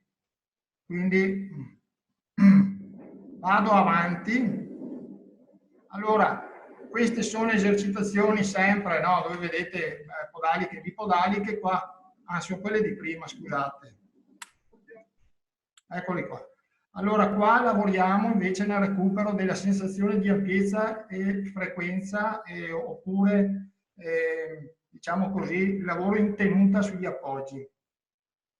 Parte il primo video. Allora, qui sono solo 3 passi in skip e un passaggio esterno che per un mezzo fondista, no, gli ostacoli sapete che non è una cosa scontata. Qui invece alla mia sinistra lavoriamo in estensivo e in intensivo con una calciata dietro. Da Francesca Dalla Pozza alla destra, Nicola Cristofori a sinistra. Questo è un lavoro di saltelli sul posto per riprendere un po' quella che è la sensazione della dinamica frequente, dinamica dell'appoggio del piede e soprattutto l'avampiede. Mentre qui fa una corsa, che è una camminata che è opposta alla rullata, dove lavora prevalentemente sulla parte anteriore del piede, perché la parte di rullata vera e propria l'hanno già svolta prima. Vado avanti. Ok.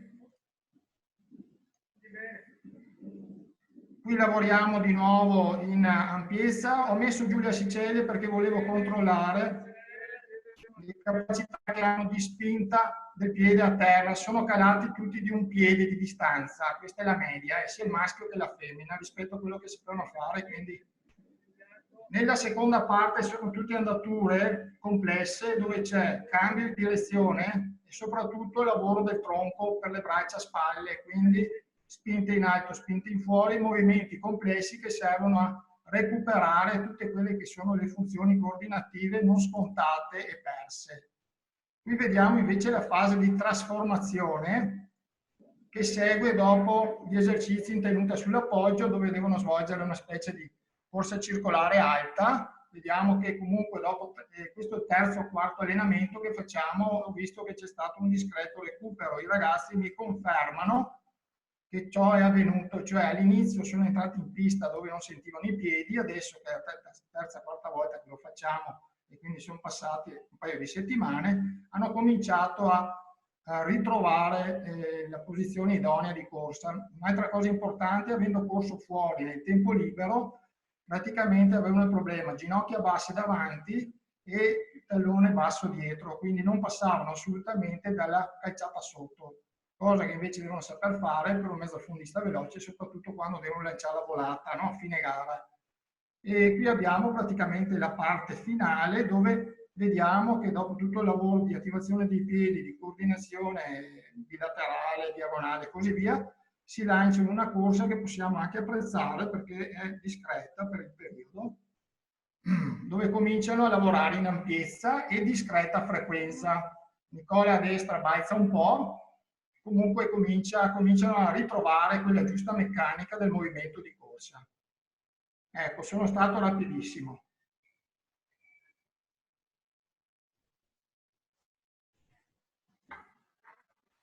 Sono stato rapidissimo? Sì. Bene, bene, quindi ho già finito. Scusami, stavo parlando appunto con Cinzia perché cercavo di capire come mai non ti vedevo in video, perché appunto volevo comunicare. Volevo ancora una volta ringraziarti perché tutti questi lavori per i piccoli, questi lavori per i piedi, questi lavori di andature sono degli stimoli per i tecnici molto importanti, oltre a essere degli stimoli coordinativi per i ragazzi molto, molto importanti e molto significativi. Quindi i nostri esempi credo possano, se ce li passiamo tra di noi, arricchire il nostro bagaglio di possibilità poi di avere esperienze da far provare ai ragazzi. Quindi è ancora molto importante questo tipo di lavoro. Io direi di continuare allora, perché abbiamo l'intervento ora di scusate un attimo, ora di Elio Dalmagro. Lui ha la fortuna, con l'attività di corsa in montagna, di avere il distanziamento sociale in maniera sicura, e quindi tra l'altro so che il gruppo della corsa in montagna a livello nazionale si è trovato tantissimo per parlare della continuità dell'attività, e ci teneva Elio a far sapere che questo tipo di attività si può praticare e potrebbe essere utile anche per il riavvio per tutto il gruppo dei mezzofondisti. Prego Elio. Sì, grazie. Ciao. Sì, appunto, ora, visto che Enzo è partito dal nazionale, vi do due o tre aggiornamenti, insomma, su cosa sta facendo il nazionale, e poi a ritroso. Per il momento il nazionale ha sì cancellato e rinviato manifestazioni, però per il settore giovanile, parlo dei cadetti allievi, altre cose io seguo prevalentemente a cadetti allievi, al momento sembra che ad agosto ci possa essere le manifestazioni per i ragazzi. Il format di gara non preoccupa, nel senso che probabilmente verranno fatte delle partenze a cronometro con corsa in salita, quindi partenza da sotto e si arriva sopra. Chiaramente sono da vedere tipi di protocolli da seguire sull'assembramento iniziale, l'assembramento finale, spostamenti con i pulmini, alberghi e quant'altro, insomma. Quindi vediamo un attimo cosa ne scaturisce, e venendo verso il regionale, io comunque sono anche presidente di società, mi sono preso la responsabilità già questa settimana di portare i miei ragazzi cadetti al campo di Belluno, dove tutto sommato si riesce a lavorare bene perché il distanziamento c'è, e poi appunto ho la fortuna di avere un gruppo di ragazzi che grosso modo a casa, dietro casa, una salita ce l'hanno sempre avuta. Abbiamo potuto fare dei lavori di salite, di forza, e tutto sommato, da come li ho visti martedì e giovedì di questa settimana, devo dire che sono ben avanti rispetto a quello che sto sentendo oggi. Volevo solo farvi partecipi di cosa ho fatto e di come mi sono ispirato in questi anni con la corsa in montagna / gara di Siepi. Mi sono ispirato a un progetto fatto dalla FIDA Piemonte ancora nel 2010, e prendendo quello spunto là mi sono detto provo a fare qualcosa con i miei ragazzi, e così nel 2016 sono partito con un piccolo gruppo di ragazzi, anche perché qua la materia prima non è che abbondi, e ho provato facendo un mix tra esercitazioni con gli ostacoli, circuiti di salita e discesa, per vedere le abilità poi di questi ragazzi con la riviera, con la siepe. Devo dire che il gruppo era piccolo, si è scremato, però alla fine potevo anche venirne fuori con un pugno di mosche, ma alla fine invece ne sono venuto fuori con un ragazzo, un cadetto che ha vinto una medaglia a Rieti 2 anni fa e il regionale allievi l'anno scorso. Quest'anno purtroppo l'attività sarà quella che sarà, quindi vedremo un attimo dove si andrà a finire. Corsi in montagna che porto avanti in Veneto in collaborazione con il settore tecnico regionale, con l'aiuto anche di Sara Scapin, che saluto, mi pare di averla vista prima, saluto e le faccio anche gli auguri, visto che oggi compie gli anni. Per dire cosa? Per dire che la correlazione che c'è tra il sciatista e il corridore di corsa in montagna, indubbiamente sugli appoggi del piede in discesa, sul passaggio dell'ostacolo naturale, sicuramente a me ho visto che ha giovato poi al ragazzo, ai ragazzi, il passaggio della barriera, insomma.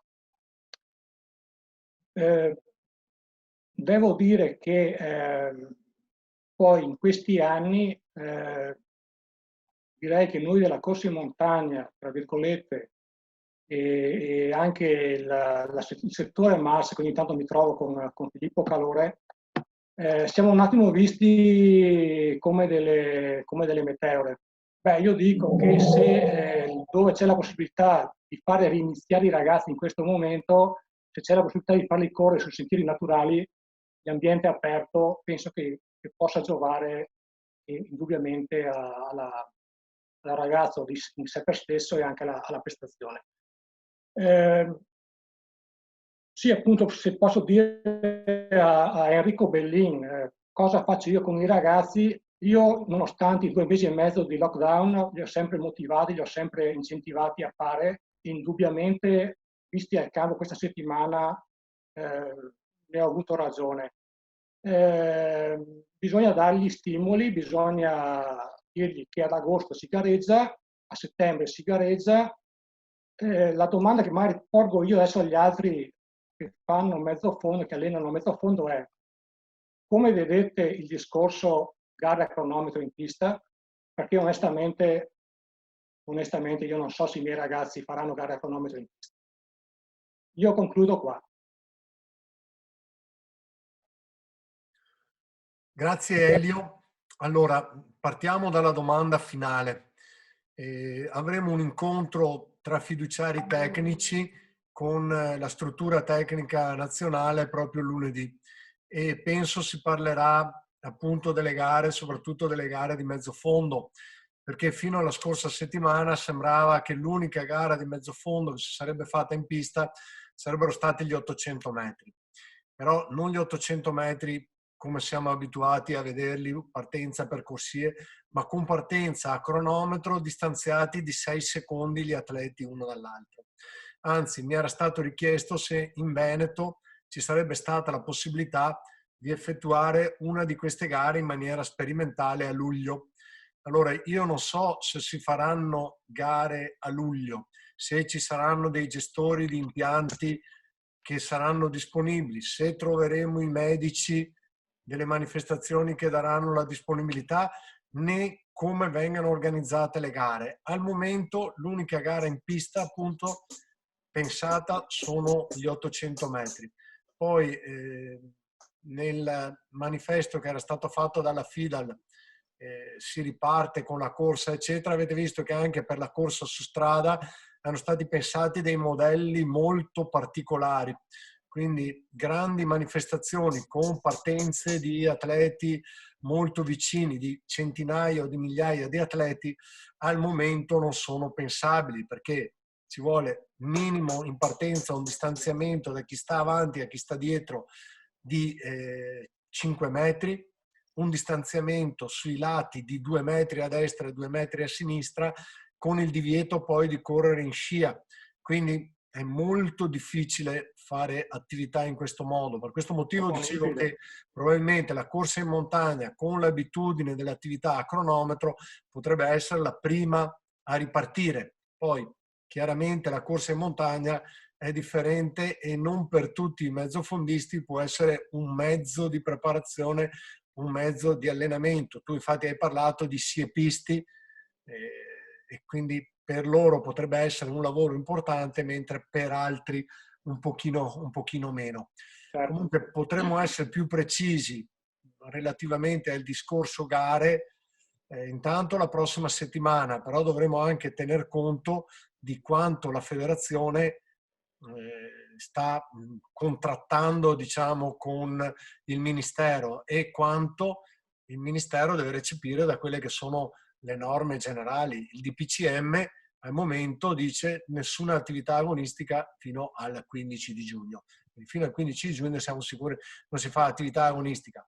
Poi ci vuole il tempo per organizzare l'attività agonistica. Qualcuno dice è stato dato questa data del 15 di giugno perché altrimenti il calcio sarebbe partito. Non so se sia questa la motivazione del blocco fino al 15 di giugno o se siano altre le motivazioni, però al momento abbiamo questa data. Quindi poi dovremo vedere. Poi avete visto c'è la novità anche del campionato italiano, che probabilmente il campionato italiano assoluto si svolgerà, se avete letto, a Padova a fine di agosto, perché sembra che la Spezia non abbia la possibilità di gestire e Padova abbia dato a livello di società sportiva che gestisce l'impianto Colbacchini e a livello di assessorato allo sport la disponibilità. Però al momento non abbiamo informazioni. Allora io ringrazio Elio per quello che ha detto relativamente a questa specialità, che è relativamente poco conosciuta anche da noi addetti ai lavori, ma chiaramente si svolge in un ambiente che è favorevole in questo momento alla possibilità di pratica. E andrei, a proposito di pratica e di esperienza, a dare la parola. Ecco. Posso solo un attimo? Prego, poi passo la parola a Barbara. Visto che nel 2019 il Veneto è tornato a vincere il trofeo per regione di corsa in montagna, vi dico solo che la cadetta che ha vinto qui a Limana è Beatrice Casagrande, che più veneziana di lei non è, insomma. Quindi voglio dire, non dovete vederla come una specialità riservata solo ai montanari, ma grosso modo nelle categorie giovanili è possibile per format, per distanze, per dislivelli, poterla praticare anche da mezzofondisti. Grazie Elio. Allora la parola a Barbara e anche poi a Enrico Lazzarini. Barbara ci dà qualcosa che si diversifica un pochino rispetto al tema di oggi, ma che è molto interessante, cioè ci parla della sua carriera, che tra l'altro sta continuando, perché Barbara è una delle migliori master a livello mondiale della sua specialità. Prego Barbara. Vedete la presentazione? Vediamo bene, ti sentiamo un po' più vicino al microfono. Grazie. Ok, mi avvicino al microfono, vi ringrazio dell'opportunità. Mi ricollego al discorso del lockdown, perché in questo periodo sicuramente molti avranno riaperto cassetti per riordinare, avranno trovato ricordi, e questo vuole essere un po' un ricordo di quello che è stata la mia carriera, ma anche un esempio di quello che può essere un percorso di un atleta in una sua buona parte della vita. Parlo solo della parte legata alla carriera professionistica, lascio stare il divertimento di tutto ciò che è venuto dopo. La mia carriera può essere riassunta dal punto di vista assoluto in 25 maglie azzurre, 11 titoli assoluti, un bronzo alle Universiadi e uno in Coppa Europa, un ottavo e un sesto posto ai mondiali e una partecipazione olimpica. Ma non è questa la cosa più importante, perché mi vorrei più che altro soffermare su quello che è il percorso. Il percorso che ha coinvolto una buona parte della mia vita e si è concentrato sul svolgere bene 3 salti, un hop, uno step e uno jump, perché sono stata una triplista. Qui sono stilizzati in una stampa di Raffaello Luceschi, che era stato un ex marciatore molto forte della nazionale italiana, e concentrarmi su 3 salti per tanti anni della mia vita può sembrare da pazzi, ma devo dire che è stata anche un'esperienza notevole e molto divertente. Ho chiamato la mia storia appunto una storia lunga 2 metri, perché il tutto è iniziato nel 1990, anno in cui hanno inserito il triplo a livello femminile. È stata una delle prime specialità ad essere inserite, dopodiché sono arrivate l'asta, le siepi, il martello, e siamo state quindi lanciate anche in discipline nuove che prima per le donne erano precluse. E dopo un tentativo di fare una gara di salto in alto in cui ho fatto 3 nulli alla misura di ingresso, perché venivo dal salto in alto, mi hanno buttato a fare una gara di triplo, una delle prime gare che c'era, e ho saltato 12,24, che ai tempi era il record nazionale juniores. E la mia storia è proseguita fino al 2003, quando ho 21 anni, ho fatto il mio personale, il mio ultimo personale, a 14,38, quindi ben 2 metri dopo. Storia che però chiaramente nel frattempo ha visto il passare di ben 13 anni. 13 anni che si sono articolati in diverso modo, perché se in un primo momento, nei primi 5 anni, c'è stata una crescita progressiva notevole, perché in 5 anni sono quasi arrivata a 2 metri di miglioramento, poco meno, poi ci sono voluti altri 8 anni per migliorare solo 20 centimetri. Quindi è chiaro che tutto questo è spiegabile su ciò che può avvenire in una qualsiasi carriera di un atleta, scelte, infortuni e anche periodi anche personali non molto facili. Questa carriera quindi non è un percorso lineare, è stato un percorso tortuoso, un percorso quindi non di crescita continua, che ha visto dei momenti fondamentali, quello nel 93 di scegliere di andare a vivere a Formia, in un centro federale, e quindi di provare da ragazzina a fare l'atletica dei grandi, a fare l'atletica professionistica, e poi un brutto infortunio che ha condizionato alcuni anni della mia carriera alla fine del 95, dove mi sono pressoché distrutta una caviglia, che per un triplista è lo strumento di lavoro, per poi decidere anche a un certo punto, dopo per appunto una stasi tecnica, per una stasi anche mia di stimoli, di ritornare a casa nel 99 e di cercare quindi nuovi stimoli per reinventare anche una carriera.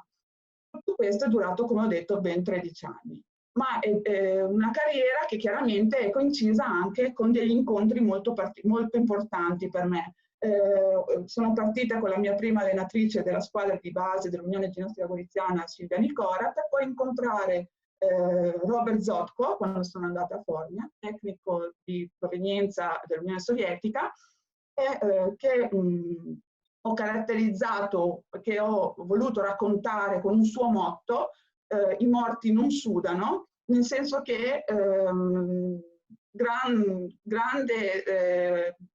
sua grande volontà era quella, cioè il suo desiderio è quello di fare una gran quantità di lavoro. E quando noi ci lamentavamo dicendo Robert sono stanca morta, la sua risposta era i morti non sudano, per darci insomma un segno che stavamo vivendo il nostro sogno, stavamo vivendo un percorso che ci doveva portare ai nostri traguardi. E soprattutto perché il suo stile di lavoro era quella di grandi quantità, sia tecniche che di volume, che dopo vi presenterò, vi farò vedere. Molto diverso invece è stato l'incontro con Giancarlo Medesani. È avvenuto in un momento in cui ero già più adulta, quindi già più consapevole di me stessa, e il primo approccio con lui è stato un approccio di confronto tecnico, in cui lui è riuscito in poche parole a spiegarmi qual era l'errore che stavo facendo da un bel po' di tempo che mi impediva di migliorare il salto, e questo mi ha aperto un mondo. E quando io mi sono avvicinata a lui chiedendogli appunto una collaborazione, lui si è proposto a me dicendo: un salto triplo è una commedia e non una tragedia, quindi se non ti diverti più con quello che stai facendo, vai avanti con la tua vita, ma lasciamo stare l'atletica, siamo amici come prima, però con me ti devi divertire con quello che fai. Due tecnici molto diversi, quindi, due tecnici che anche dal punto di vista dello stile tecnico molto molto diversi, che però sono capitati in momenti giusti, perché non credo che avrei ottenuto gli stessi risultati se li avessi incontrati prima uno e poi l'altro, prima Medesani e poi Zotko, perché chiaramente rispondevano a quello che erano le esigenze dell'età mia in quel momento. Ecco, quando sono andata a Formia, appunto, come ho detto, ho voluto fare l'atleta professionista e mi sono trovata di fronte a vivere questa realtà. La realtà di un periodo fondamentale, vi presento questo Excel degli anni 90, in cui si inserivano gli allenamenti. Questa era una settimana tipo, 12 allenamenti, in cui anche il riposo veniva definito riposo attivo, in cui si faceva un cross con potenziamento generale e 6-8 volte 100 metri, giusto per recuperare, perché altrimenti si perdeva tempo. Settimane in cui si facevano anche più di 450 balzi, si facevano fino a 5.000 metri di ripetute di velocità, e si facevano sedute di allenamento di pesistica che si toccavano dalle 4,5 alle 6 tonnellate di quantità di lavoro. E decisamente è stato un periodo molto intenso, un periodo in cui se uno perdeva un po' di motivazione sicuramente era difficile da gestire, soprattutto perché veniva richiesta una particolare attenzione in tutto quello che si faceva e veniva data attenzione anche dagli stessi allenatori. Qua riporto altri esempi in cui sulla pagina gialla vedete 3 esempi di riscaldamento. Tendenzialmente me ne davano 6 ogni stagione. Questi erano proprio dei riscaldamenti che mi veniva richiesto di fare prima dell'allenamento, ma se ne leggiamo uno, sono gli allenamenti che io adesso propongo ai miei atleti, perché è in pratica un allenamento vero e proprio. Queste erano sedute di allenamento codificate proprio per non tralasciare niente e non lasciare niente al caso. Invece sull'altra pagina, su quella bianca, vediamo come l'allenatore contasse tutto quello che io facevo durante la settimana. E nell'ultima colonna, in un periodo preagonistico, può vedere come mi venivano proposti circa più di 60 salti di tecnica a settimana, 16 rincorse, 1100 metri di ripetute dai 30 agli 80 metri, 720 metri da 80 a 150 metri e così via, 260 balzi orizzontali, 216 balzi verticali e circa 6.000 quintali di forza, 6.000 chili, scusate, di forza di vario tipo codificato. Quindi veniva tutto contato, veniva tutto misurato, venivano tenuto conto dei test, delle condizioni climatiche. Era proprio un'impostazione di lavoro sicuramente molto professionale. Tutto questo in 13 anni ha fatto sì, spero vadano i video, questo è proprio il video, scusate la qualità, del primo salto a 12,24 nel 1990, quindi una bambina che salta con 10 passi di rincorsa e da lì è iniziata la mia carriera per arrivare poi con 13 anni di lavoro a questa che è stata la mia massima espressione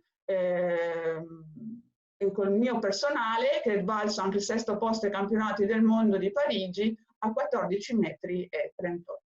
10 minuti, spero di essere stata velocissima, è un esempio, faccio tutti un grosso in bocca al lupo. Grazie. È stato stupendo, e anche per Barbara l'invito a darci la disponibilità magari con tempi più lunghi, visto che ha aperto i suoi cassetti, di farci vedere qualche altra chicca. Io mi sono molto ritrovato su quei programmi di allenamento dove si conta tutto quanto, perché effettivamente anche nei lanci altri tecnici che venivano dall'est ci hanno insegnato a fare in questo modo, cioè andare a contare tutto quanto. È un lavoro quantitativo, ma che poi diventa anche qualitativo. Cioè, se uno vuole riprogrammare l'anno successivo deve sapere cosa ha fatto l'anno precedente. Se uno vuole far fare qualcosa di più è veramente molto importante così contare. Quindi questo periodo in cui abbiamo avuto la possibilità di andare a vedere i nostri cassetti ci fa ritrovare qualcosa che, anche se risale almeno una ventina, una trentina di anni fa, sarebbe a parer mio ancora molto utile. Poi mi è piaciuto vedere che Barbara ha saputo recuperare da un infortunio, ma ha recuperato talmente bene che continua a saltare anche adesso. Quindi gli infortuni fanno parte della carriera dell'atleta, però sono superabili. Anche questo dobbiamo farlo sapere ai nostri giovani. E poi la sua capacità di adattarsi a contesti e allenatori così differenti. Anche questo credo caratterizzi le capacità dell'atleta che vuole evolversi. Grazie Barbara. Grazie a voi. Direi adesso di fare intervenire Enrico, che però si sta muovendo ora, e poi partiamo con le domande ancora. Come sempre non ci offendiamo, siccome ci eravamo dati 1 ora e mezza, 2 ore di tempo. Se qualcuno deve andare via è normale, qualcuno me l'ha già segnalato, metteteci magari un saluto sulla chat. Quindi ti chiedo di essere molto veloce anche tu, Enrico, perché poi passiamo a domande a ruota libera. Grazie.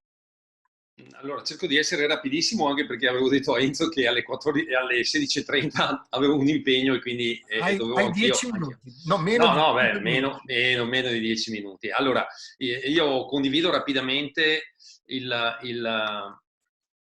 No, c'è qualcuno che... No, eccolo qua. Vediamo, si vede? Sì. Beh, allora, innanzitutto una piccola premessa. Ringrazio sia Barbara che Andrea Santuz per gli interventi. Io li avevo contattati per fare questi interventi che trovo quello di Andrea sicuramente molto interessante e da sviluppare, come ha detto Enzo, da sviluppare magari in modo più ampio. E quello di Barbara che mi ha fatto ricordare tante cose, perché anch'io ho avuto modo di conoscere i due allenatori che ha presentato, che secondo me hanno segnato la storia dei salti in Italia, almeno negli ultimi 25-30 anni. E hanno insegnato molte cose anche al sottoscritto. Niente, ecco, io faccio un intervento molto rapido, faccio una premessa. Abbiamo col settore nazionale, abbiamo già presentato questa settimana un questionario che vorremmo estendere anche a livello regionale, nel senso lunedì, come ha anticipato Enzo, ci sarà un incontro tra i fiduciari tecnici regionali con il settore nazionale giovanile, con Tonino Andreozzi del settore nazionale giovanile, dove verrà probabilmente anche presentato questo progetto, diciamo. È un progetto che, non nego, è partito un po' da questo periodo di lockdown, dove ci si è messi un po' a ragionare su cosa si potesse escogitare o su cosa o su tante cose che magari non erano mai state pensate di proporre ai tecnici anche attraverso questa modalità web, e ci è venuto questa idea come settore tecnico salti, ma adesso spiego, verrà esteso probabilmente anche a tutti gli altri settori. È già stato passato anche al settore lanci e probabilmente a breve verrà passato anche al settore velocità e ostacoli, per trovare quello che leggete, cioè per condividere quello che leggete nelle prime 4 righe di questo questionario. Cioè, con il presente questionario lo staff tecnico sta andando alla ricerca di una linea guida e di percorsi metodologici condivisi attraverso un innovativo focus di tipo tecnico, prevalentemente tecnico. Qui non si parla di metodologia, o meglio, di mezzi di lavoro, ma si parla di come il tecnico si approccia all'allenamento. E poi, seconda parte importante, come l'allenatore si rapporta con i propri atleti o con il proprio atleta, se magari allena un atleta top, magari singolarmente. E vedete che c'è una sequenza. Noi nel settore salti in estensione abbiamo trovato una sequenza di domande che forse tutti tra noi tecnici qui presenti alle volte ci chiediamo, no? Nel senso, la prima domanda parla della frequenza, specificità dei periodi, quanto inserire sedute tecniche, quando, come, perché le facciamo, oppure la qualità delle sedute tecniche, cosa andiamo a privilegiare, oppure se facciamo dei lavori analitici o facciamo dei lavori globali, che cosa ci viene in mente nella strutturazione di una seduta tecnica. Se andiamo a focalizzarci su un punto o guardiamo l'aspetto globale, ad esempio, di un salto, di un lancio o di una fase di corsa. E sui volumi, come impostarli, io ricordo negli anni, Enzo forse anche si ricorda, si discuteva molto sulla sequenzialità dei mezzi di lavoro da proporre agli atleti, cosa è meglio fare prima, cosa è meglio fare dopo. E poi sul coaching, qui abbiamo messo dei vari aspetti del coaching che magari anche entrano nel rapporto tra l'allenatore e l'atleta. Quindi, ad esempio, come vi approcciate con l'atleta, se potrebbero essere anche un momento, come dicono le prime 4 righe, un momento per pensare e dire sto facendo tutto quello che può essere giusto fare come allenatore. Cosa fanno gli altri, come propongono l'allenamento gli altri allenatori, ed avere un momento che possa essere, come dire, di confronto sicuramente e di condivisione soprattutto sugli aspetti tecnici. Quindi potrebbe essere un'occasione che all'inizio era partita come questionario per i tecnici che seguono atleti di interesse nazionale, ma poi abbiamo ritenuto, d'accordo anche sicuramente con i direttori tecnici della nazionale, ritenuto che fosse utile e interessante proporlo anche a livello regionale. È chiaro che questo è una bozza del questionario. Il questionario verrà predisposto in modo statistico, cioè verrà compilato e completato, perché poi chiaramente si farà anche un'analisi statistica delle risposte, delle cose che ne escono. Però potrebbe essere un momento di riflessione per tutti gli allenatori su come noi alleniamo e su come, cosa e quanto facciamo con i nostri atleti nel processo di allenamento. Ecco, qui lo vedete in forma molto grezza. Verrà confezionato in modo migliore e poi sicuramente a livello nazionale lo stiamo già proponendo, verrà poi proposto anche ai tecnici verrà proposto ai tecnici del settore regionale attraverso la riunione di lunedì prossimo dove verrà presentato ai fiduciari tecnici. Ultima cosa, il questionario, lo dico perché è una cosa sulla quale abbiamo discusso, potrà essere nominativo o anonimo. Nel senso, un tecnico lo potrà compilare e lasciare anonimo, oppure un altro tecnico potrà dire: io voglio condividere, ci metto la faccia e voglio condividere con gli altri, magari mettendo cose che altri magari non condividono, non sono d'accordo, però è un confronto aperto senza nessuna remora. Ecco. E quindi questo è quello che io volevo presentare. Quindi se capiterà, poi penso che Enzo più avanti vi farà sapere meglio, nell'eventualità che venga proposto anche a livello regionale. Enzo vi farà sapere meglio magari come decideremo di somministrare questo tipo di questionario. Altro non ho da dire se non ringraziare tutte le persone che sono intervenute, perché è stato tutto molto interessante quello che ho sentito oggi. Bene. Grazie. Sono stato rapido. Sì, perfetto. Bene. Allora, grazie Enrico. Secondo me, se questo questionario ci aiuterà a scoprire che c'è un linguaggio comune, c'è la possibilità di un linguaggio comune tra i tecnici italiani, quindi che ci sia la possibilità che finalmente parta una scuola italiana dei tecnici di atletica leggera, cioè se scopriremo che già esiste questo linguaggio comune, sarà più facile che si riesca a fondare questa scuola italiana, perché attualmente ogni gruppo di specialità procede un po' per conto suo. Alcuni sono più avanti, alcuni sono più indietro, alcuni erano molto avanti anni fa, anche grazie all'intervento di tecnici stranieri o di grandi tecnici italiani, poi ci siamo fermati.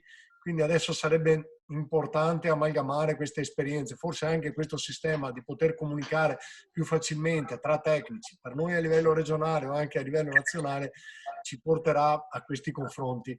C'è Renzo Roverato che voleva ancora fare un solo per dire che anche i lanci hanno... perché poi ci sono le domande. Sì, guarda, è semplicissimo, aggiungo qualcosa Enrico, come dire che anche i lanci hanno fatto questo questionario e che una delle cose che abbiamo messo come obiettivo è anche vedere un po' su cosa portare i prossimi aggiornamenti, perché anche su quello che raccoglieremo c'era un mezzo per. Grazie Renzo. Allora la parola a Johnny Schievenin, che ancora un'ora e mezza fa aveva chiesto di poter fare una domanda, credo ad Andrea De Lazzari. Johnny, ci sei ancora? Sì, ci sono, solo che mi ha già risposto prima che era la questione della sabbia, per cui aspettiamo nuove indicazioni della federazione, perché abbiamo le buche là, non sappiamo se possiamo usarle girando sta sabbia o meno per fare esercitazioni. Solo questo. Allora, alcuni dicono una cosa, alcuni dicono un'altra. Allora, da questo punto di vista non è ancora formalmente data una risposta, che verrà data formalmente ovviamente dalla Federazione Nazionale e dal GIOMI con il processo che hanno, però c'è una legge che non è mai scritta ma che dovrebbe essere il buon senso. Quando hanno parlato di non dare una soluzione sulla parte ancora della sabbia, era ancora prima delle chiusure, per esempio delle spiagge, di tutte quelle attività che comunque oggi tutti possono fare regolarmente. Allora, sembra che abbiano discusso sul fatto che appunto potendo andare in spiaggia non credo che sia quello il problema, però per essere più tranquilli avevano ipotizzato la soluzione che tra un salto e l'altro almeno la sabbia fosse, non dico rivangata, ma mossa dal rastrello e ripettinata per farne diciamo, un manto più omogeneo. La stessa cosa ce l'hanno anche come problematica nei teli del salto in alto e nei teli del salto con l'asta. Io il problema l'ho risolto perché dicono che ogni 24 ore il telo può essere utilizzato da qualcun altro, igienizzato ovviamente nel frattempo. Come igienizzare un telo di grandi dimensioni 6x4, 5x4 con la legge nazionale 5445 del 22 febbraio che va a elencare tutti i sanificatori. Vi faccio un esempio sulle sale operatorie. Le sale operatorie hanno un trattamento aria e quindi sono cosiddetti tenute stagna, però tutta la parte di sanificazione dei ferri, dei passaggi e quant'altro vengono di fatto igienizzati comunque, vabbè, prima in parte sterile, ma comunque vengono comunque igienizzati. Allora, su questo, tutti i fratelli, per i settori giovanili sicuramente, o due atleti che vivono insieme, sono già congiunti, possono saltare sullo stesso materasso. Se ne aggiunge uno, ci devo mettere un telo proprio aggiuntivo sopra e il telo dovrebbe essere spostato a destra e a sinistra ogni volta e avere un telo per ogni atleta. Noi l'abbiamo comprato come società 4 teli, costo 40 euro. L'obiettivo è quello che se dovessero continuare con questa logica, ogni atleta vada da Decathlon, prende un telo di pacematura, di quelli cerati, di quelli molto fini che si mettono sotto le piante, e praticamente di volta in volta salta e si mette il suo. In realtà, per andare oltre a questo, sto sperimentando con un macchinario, col disinfettante, con quello che appunto è un sanificatore, nebulizzare a spruzzo, che soprattutto con l'estate si asciuga in 1 secondo e mezzo, la possibilità di passare con dei nebulizzatori a batterie, costo 60 euro, 50 euro di liquido e ti fai tranquillamente 20, 30, 40 allenamenti con tutti gli allenatori, cioè con tutti i ragazzi che ci sono. E lo sto ipotizzando in una possibile gara, perché non ne parlo formalmente, nel senso che sarà una cosa difficile, perché penso che chi si attiverà a organizzare le prime gare, ammesso e concesso che ce le facciano fare, avrà tutta una serie di normative. Intanto deve mettere in conto probabilmente che siano a porte chiuse. Io con la nostra società, con l'aiuto di Christian a livello regionale, poi vedremo cosa farà a livello nazionale, ipotizziamo, ma dico ipotizziamo perché non dipende da noi, dipenderà poi dal recepimento di tutte le normative, di poter organizzare una gara nel rispetto totale di queste regole, e vi posso assicurare che mi viene già mal di pancia, soprattutto per quanto riguarda la divisione dell'area degli accompagnatori tecnici piuttosto che degli atleti, la misurazione della febbre, le certificazioni che arrivano da casa, nelle segreterie devono esserci le schermate con i plexiglass per quelli che sono gli operatori, cioè ci sono tutta una serie di prescrizioni da fare, però se mai iniziamo e mai affrontiamo le argomentazioni cercando di sapere dove abbiamo un problema, mai non troveremo la soluzione. Allora, oggi le linee guida ci prendono e ci danno tanti problemi. Credo che sforzarsi di trovare delle soluzioni sia un nostro dovere. Faccio un esempio: mascherina. Ci sono dei dispositivi, si parla di dispositivi di sicurezza, non mascherina specifica. La Safilo e gli occhiali del Bellunese stanno ipotizzando un occhiale con una visiera che permette una respirazione normale e che praticamente blocca la possibilità di contagio con la saliva verso terzi. Questo potrebbe far avvicinare, per esempio, gli atleti anche nelle aree di mezzo fondo, però sono tutte situazioni sulle quali dobbiamo pensarci e come ho detto prima bisogna sperimentare. Ecco, la nostra società con la logica di mettere al centro l'atleta, cioè di dare la possibilità finalmente quanto prima di poter fare una gara ai nostri atleti, sta valutando l'ipotesi a luglio di fare questa gara anche a livello regionale, se non dovesse arrivarci un livello nazionale, proprio per la logica di far riprendere, con qualche preoccupazione dal punto di vista organizzativo, ma insomma ne abbiamo fatte anche di più complesse, bisogna comunque lavorare. Scusa, perché ci sono ancora un paio di domande. Sì. Volevo fare una considerazione anch'io, che nella gara ci sono tutti i rischi di interferenze, perché ci sono vari soggetti e quindi ci si scontra con la normativa relativa al DUVRI, che è una normativa di cantiere, il documento unico di valutazione dei rischi di interferenza. Se qualcuno ha la pazienza, la voglia di andarsi a vedere questa, perché magari si pensa le gare si possono fare, non c'è problema, si vada a vedere cosa vuol dire dover elaborare un DUVRI. Confermo. Un DUVRI. E Stefano Corte aveva una domanda, poi c'è Giuseppe Orofino. Sono qui. Sono diventate due, perché nel frattempo mi ha dato un altro spunto. Allora, intanto volevo chiedere a Andrea, per il materasso, dall'ultimo intervento che hai fatto, io ho capito che se io ho un atleta che salta sul materasso dell'alto, ad esempio, io posso farlo saltare senza telo e poi il giorno dopo posso far saltare un'altra persona, oppure devo sanificarlo? Confermo. Sì, ma va fatta la sanificazione nelle 24 ore però. Sì. Ok, questo grazie. E poi, per quanto riguarda il video che hai mostrato, ho visto che l'asta, che comunque è considerato un oggetto, uno strumento, tu gli hai fatto utilizzare il gel per le mani per fare il passaggio. Posso fare la stessa cosa con il disco, giavellotto o qualche altro attrezzo, o devo proprio sanificare lo strumento, l'oggetto? Quando tu hai sanificato le mani, una volta che hai sanificato le mani, gli dai diciamo, la sanificazione dell'attrezzo, che è la parte dell'impugnatura o quant'altro, è a posto. Quindi se io ho l'attrezzo che di volta in volta sanifico allora, se sanifico quando consegno l'attrezzo e quando lo ritiro alla sera, le 2 ore in cui l'attrezzo viene usato dall'atleta deve essere un unico atleta che lo usa. Se io ogni volta riesco a sanificarlo, ok, quindi l'atleta mi porta il peso, sanifico, glielo do all'atleta B, non ho problemi. Devo sanificarlo di volta in volta. L'attrezzo, No, scusa, sì, ma no. Devo sanificare l'attrezzo. Non è ancora chiaro. Sì, non le mani, non bastano le mani. No, l'attrezzo. Ho parlato di attrezzo. E con l'asta sì? Sì.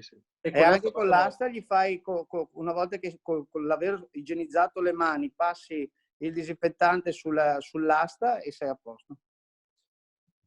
Ok, grazie. Domanda di Giuseppe, poi Elio. Giuseppe Orfino, prego. Giuseppe, l'audio. Attiva l'audio. Adesso? Adesso ti sentiamo. Perfetto. Ciao, Ciao a tutti. Allora, non è una domanda, ne ho già parlato con Enrico l'altro giorno in campo, a proposito del questionario. Secondo me va fatto un distinguo, se si parlerà dopo, di atleti assoluti e quindi di alto livello o di ragazzi promozionali, del settore promozionale. Per cui se io devo andare se devo dare una risposta sulla prima domanda che parla della tecnica, quando inserire la tecnica, se settimanalmente, giornalmente o chissà cosa, penso che sia differente se lo faccio con un cadetto, un allievo o con un assoluto. Quindi cambiano proprio tutti i parametri della gestione dell'allenamento e della programmazione. Per cui quello che dico, quando faranno a livello nazionale, faranno il questionario rivisto completo, che si tenga conto anche di questa situazione qui. Nel senso, se parliamo di atleti assoluti è un conto, cioè rispondiamo in un certo modo. Se parliamo invece di settore giovanile, penso che le cose cambiano. Era solo questo. Chiedo a Renzo Roverato. Io ti posso dire come abbiamo fatto noi. Noi abbiamo fatto sulla media qualificazione, quindi abbiamo tolto il giovanile. Abbiamo tolto gli allievi, quindi parliamo di allievi dagli junior in su, dove c'è già un certo percorso precedente, quindi una formazione precedente. Noi abbiamo fatto su questo tipo per rendere una cosa un po' più standard, se no si sarebbe diversificato tantissimo. Sì, però ancora con gli junior secondo me c'è ancora tanto lavoro da fare sulla tecnica, ma già quando si è un atleta ormai evoluto, diciamo la tecnica, faccio un esempio, invece di farla 5 volte a settimana, inizia a farla 2 volte piuttosto che, e fai tanti altri lavori diversi. Quindi, sì, però riguarda un po' il discorso come distribuire i mezzi, qual è l'approccio in gara, cioè ci sono tantissimi elementi. Sì, ma ci sono tanti elementi, ma infatti secondo me è troppo ampio come dire, Comunque l'idea era di quello di portarlo verso chi ha già esperienza, tagliare un po', cioè, allora è già diverso. noi abbiamo agito in questo modo, dove ci fosse già dei prerequisiti già ben consolidati. Insomma. Però a livello regionale, scusami Renzo, è già diverso però, perché non certo, abbiamo tantissimi atleti assoluti, abbiamo atleti più del settore giovanile, cioè gli allenatori che sono qua presenti, compreso me, hanno più atleti del settore giovanile che atleti di livello assoluto. Ma infatti se posso bisognerebbe sicuramente modificarlo per adattarlo alla fascia nostra che è cadetti allievi, allora, e va fatto un adattamento. Confermo che non c'è alcuna decisione di fare questo o altro questionario a livello regionale. Attendiamo lunedì la conferenza dei fiduciari tecnici, dopodiché andrà tarato sulle nostre esigenze, perché una cosa è un questionario che serve per i tecnici programmatori a livello nazionale per capire se c'è un andamento, una scuola, dicevo prima, una modalità di comunicazione che sia condivisa all'interno delle singole specialità, ma condivisa tra specialità e specialità. Cioè la programmazione dell'allenamento deve seguire delle linee. Adesso siamo abituati a parlare di linee guida, deve seguire delle linee guida. Cioè, in Italia abbiamo un contesto che è italiano, che è diverso da quello tedesco, che è diverso da quello francese, che è diverso da quello inglese, diversissimo da quello americano e da quello russo. Abbiamo una nostra scuola, quindi credo che questo serva per confrontarsi, per capire se i tecnici stiano seguendo gli indirizzi che hanno ricevuto quando hanno fatto i corsi di allenatori specialisti o se tutti si stiano autoformando. Però vabbè, questo mi porterebbe molto avanti con i discorsi. A livello regionale lotteremo sulle nostre esigenze se andremo a fare questo tipo di lavoro che è estremamente impegnativo. Elio aveva una domanda, credo ancora per Andrea De Lazzari, se c'è. Sì, una cosa che io faccio con i miei ragazzi e ad Andrea chiedo se è corretto o cosa ne pensa. Io faccio portare i miei ragazzi in borsa dei guanti monouso, con quelli spostano gli ostacoli quando facciamo le esercitazioni. Io penso che sia sufficiente così oppure no? So se ci sia ancora Andrea. Sì, ci sono. Allora, il guanto monouso delibera di oggi regionale anche per i centri estivi, se sanificate le mani, sono dichiarati non obbligatori. Però chi li usa non fa nulla di male. Diciamo che nel momento in cui l'ostacolo è all'aperto e lo spostano da una mano da una parte all'altra, poi dovrebbero, sì, effettivamente anche qui vedi, dovrebbero sanificarsi di nuovo le mani, riutilizzarlo e rispostarlo, perché non è detto che uno non l'abbia nel frattempo infettato, se c'è un problema. E poi, sì, poi l'ostacolo cade magari e un Però altro l'ostacolo ragazzo... non si infetta per il contatto della mano, si infetta perché durante l'esercitazione qualcuno ci potrebbe, tra virgolette, saliva o roba del genere, arrivarci nella tavola, e poi toccandolo con la mano quella saliva viene riportata sugli occhi, sul naso, sulla bocca di un altro. Sì, certo. Va bene. Allora io proporrei adesso di lasciare aperti i microfoni e chi vuol fare interventi lo può fare liberamente. Prego.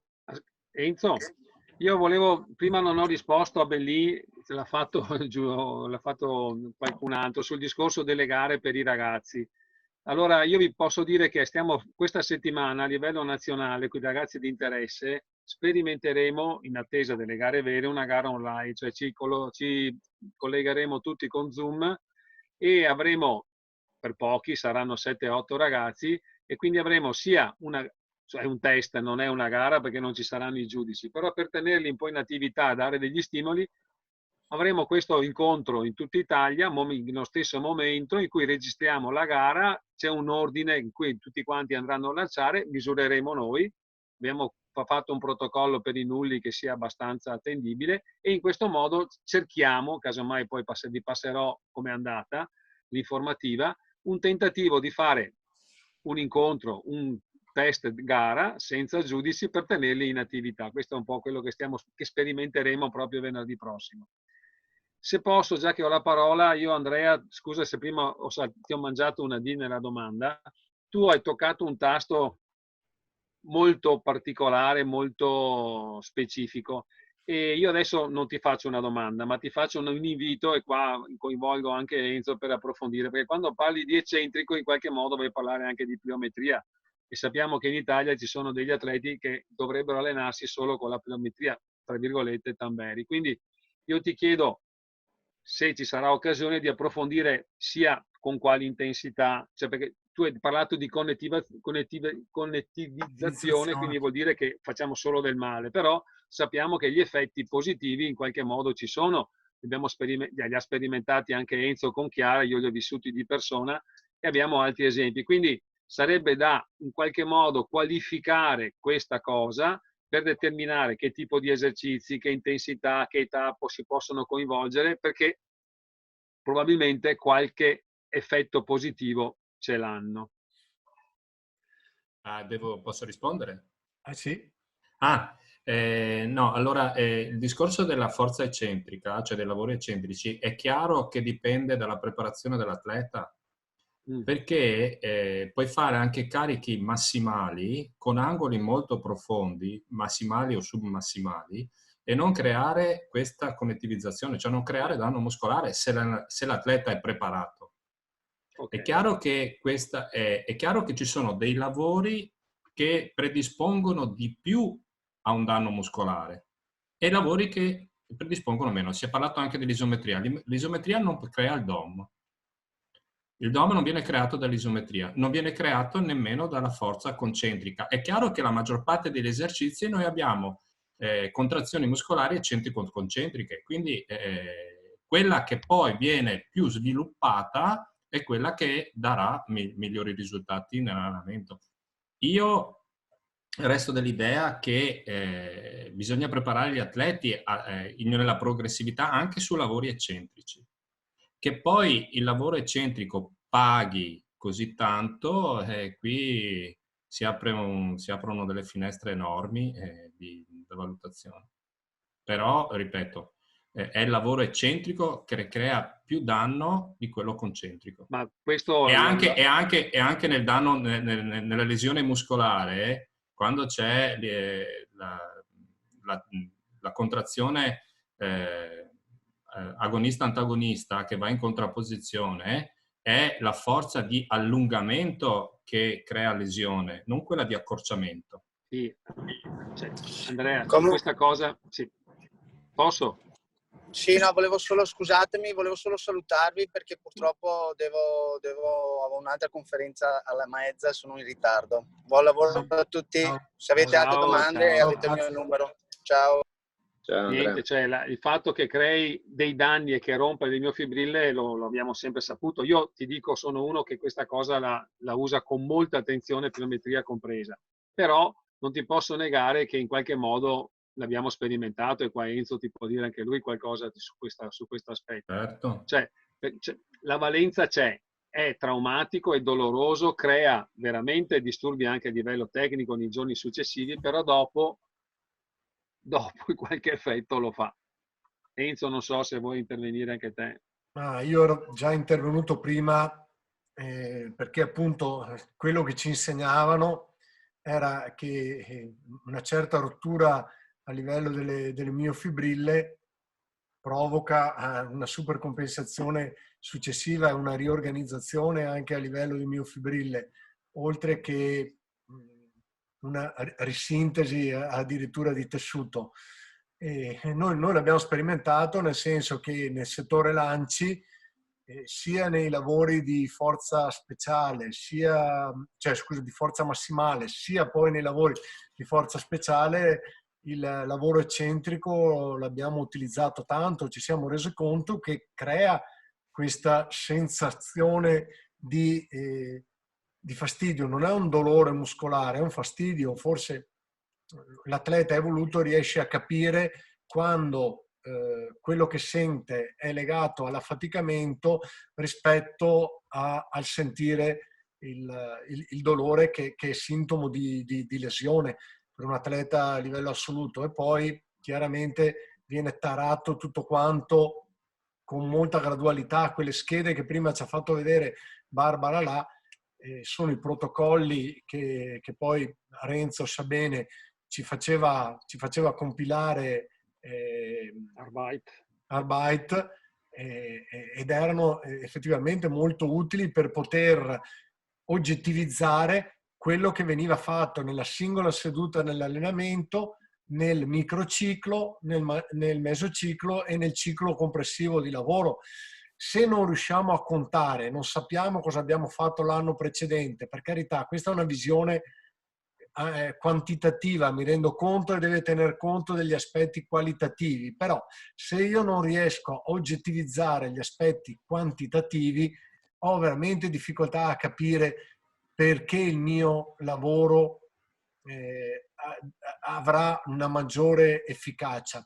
Cioè, dobbiamo rendere le variabili sempre minori, però bisognerebbe fare una riflessione dal punto di vista fisiologico. Andrea mi dice che ci sono studi molto più recenti. Noi non siamo dei fisiologi, siamo degli allenatori, quindi se i fisiologi danno questo tipo di indicazioni ci fermiamo. Ma Enzo, volevo dire che proprio questa settimana qua, cioè io ho avuto un ragazzino di 13 anni, non mio, che dopo un semplice allenamento, cioè ha fatto il traino, già dopo qualche ora avvertiva un dolore muscolare e poi per 5 giorni, cioè i primi 2 giorni non riusciva quasi neanche a camminare. Dal dolore che aveva. Un traino, scusami, ma mi sembra un po' fuori luogo. Vabbè, ascolta, così. Sì. Scusate, non vorrei ridurla a una discussione a noi tre. No. Aprite pure i microfoni, chi deve fare Posso intervenire? A chiunque, prego Marco. Allora, siccome leggevo un paio di ricerche molto recenti di review, quindi le review, per chi non ha familiarità con gli studi, sono degli insiemi di studi scientifici, quindi che raccolgono i risultati di molti studi scientifici, che vuol dire che portano, diciamo, risultati abbastanza consolidati, insomma. E appunto delle review recenti parlavano del fatto, e mi ricollego al discorso dei DOMS, che a volte arrivano a essere anche dolori veri e propri, non solo fastidi, specie nelle fasi di ripresa dell'allenamento, quindi quello che ci può riguardare proprio adesso che torniamo da periodi di quarantena a casa.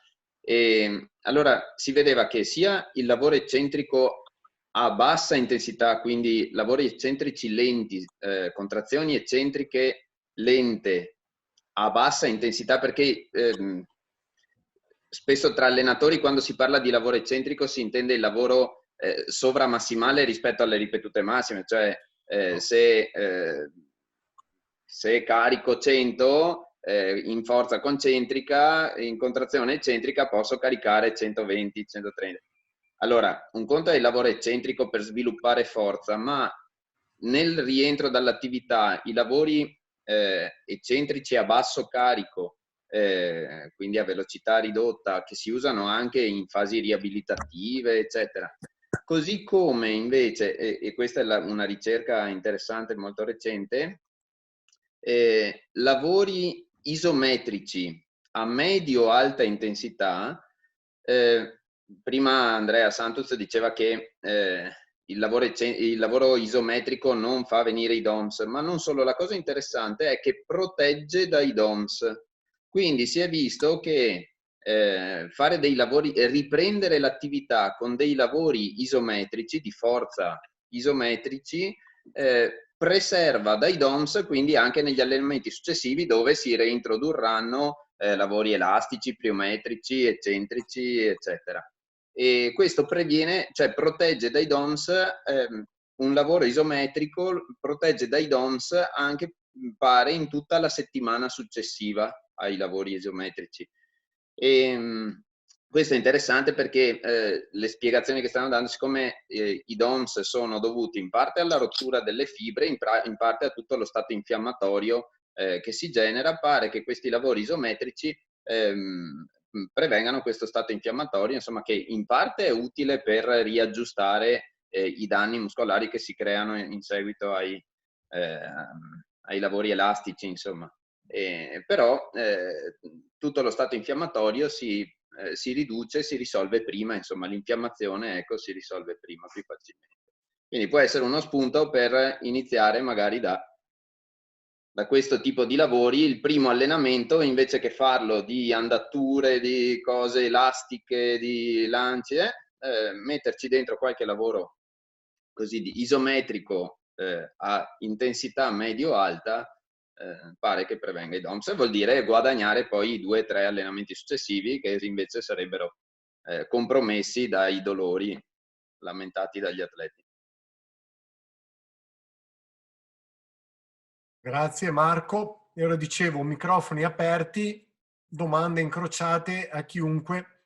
Renzo, sono Gianni Schiavini. Prego Gianni. Ma cosa diciamo ai nostri mezzofondisti? Cosa faremo da qua in avanti?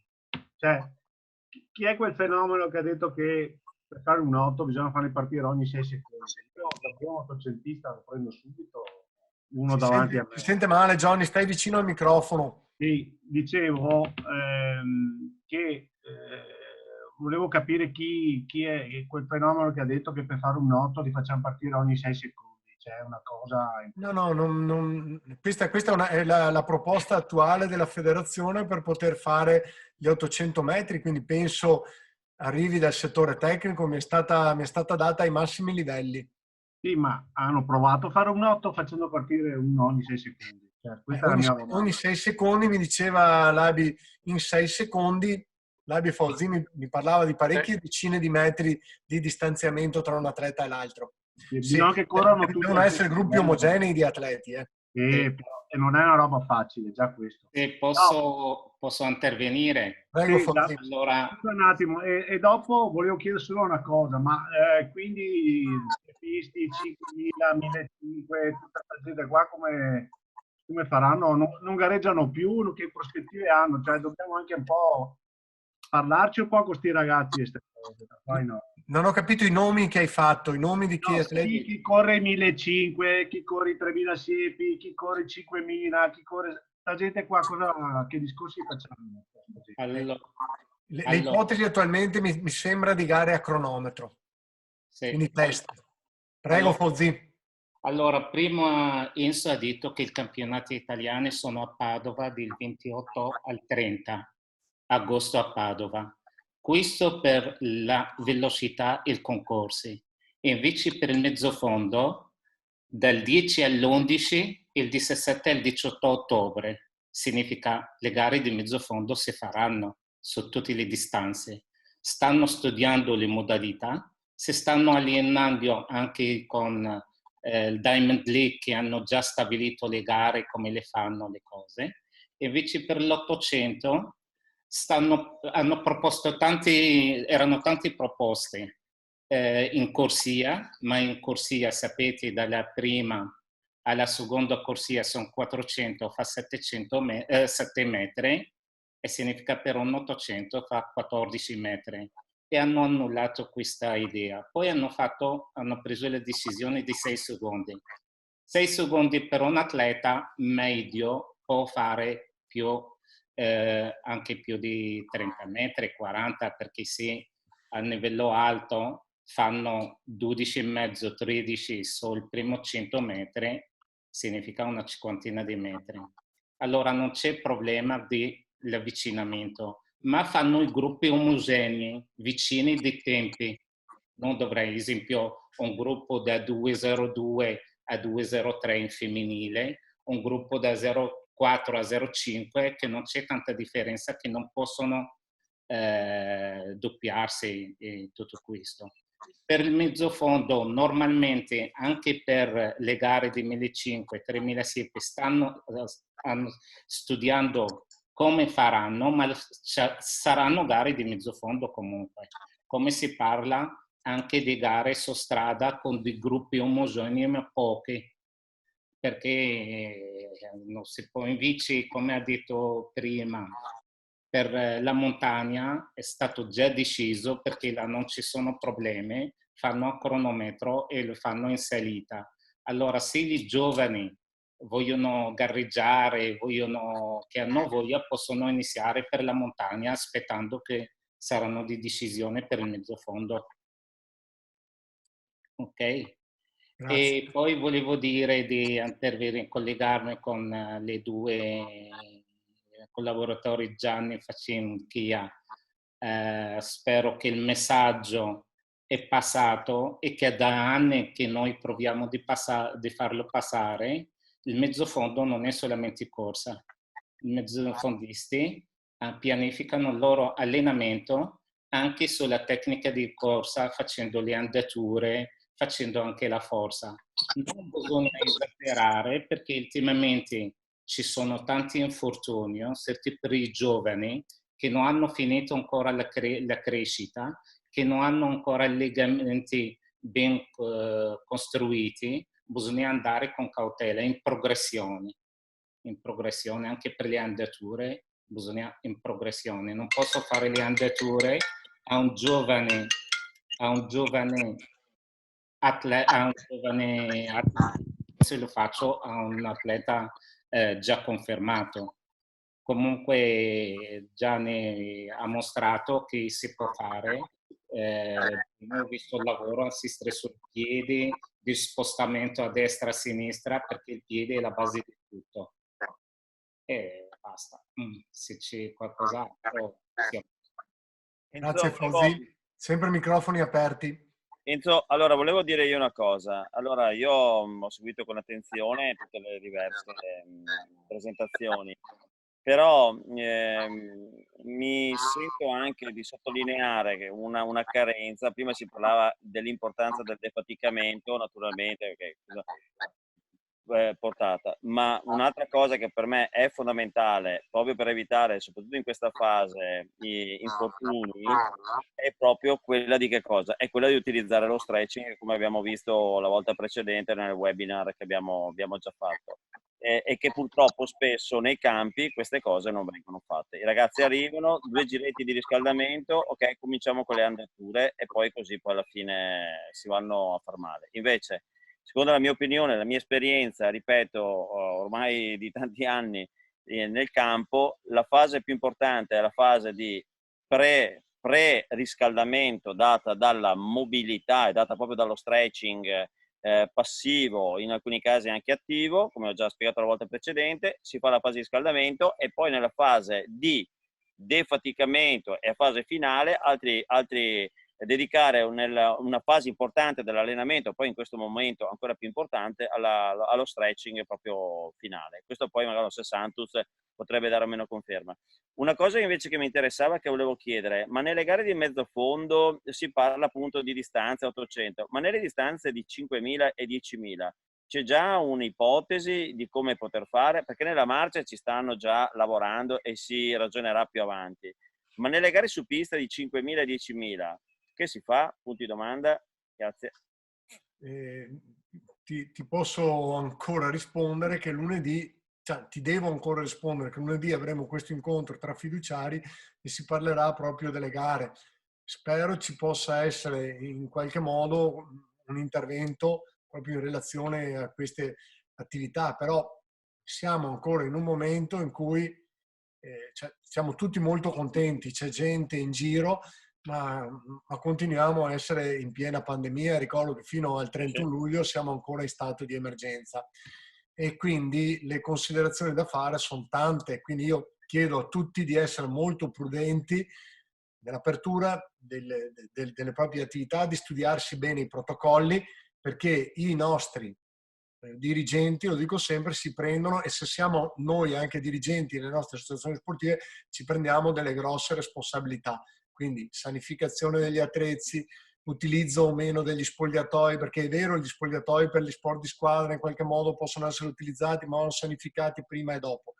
e ancora di più per quanto riguarda la fase successiva, che è quella del ritorno all'agonismo. Cioè, al momento non esiste l'agonismo, purtroppo non esistono le gare fino al 15 di giugno e secondo me questo periodo verrà prolungato.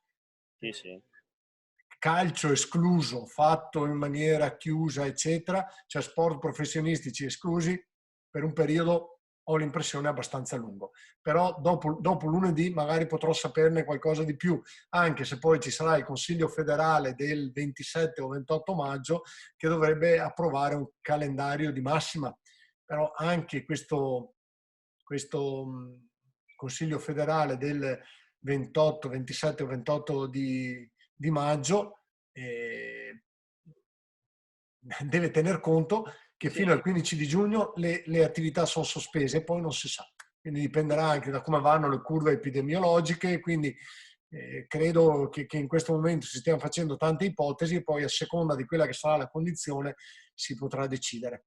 Sì, poi soprattutto Enzo, questo poi se avrai occasione tu poi lunedì, cioè proviamo a pensare soltanto, mentre negli 800 bene o male comunque uno, alle velocità c'è la distanza, ma proviamo a pensare a una distanza più prolungata dove inevitabilmente, anche se facciamo partire un minuto di differenza, ma poi ci possono essere i doppiaggi, ci possono essere cose. Come vengono fatti i doppiaggi? A che distanza? A 1 metro? Come vengono fatti? E se uno ti sputa? Cioè, e quindi è il concetto proprio... Non si può correre in scia. Questa è una delle cose, perché... Avete visto lo studio sulle distanze fatto dai svedesi? 14 km all'ora sono 10 metri, 10 metri.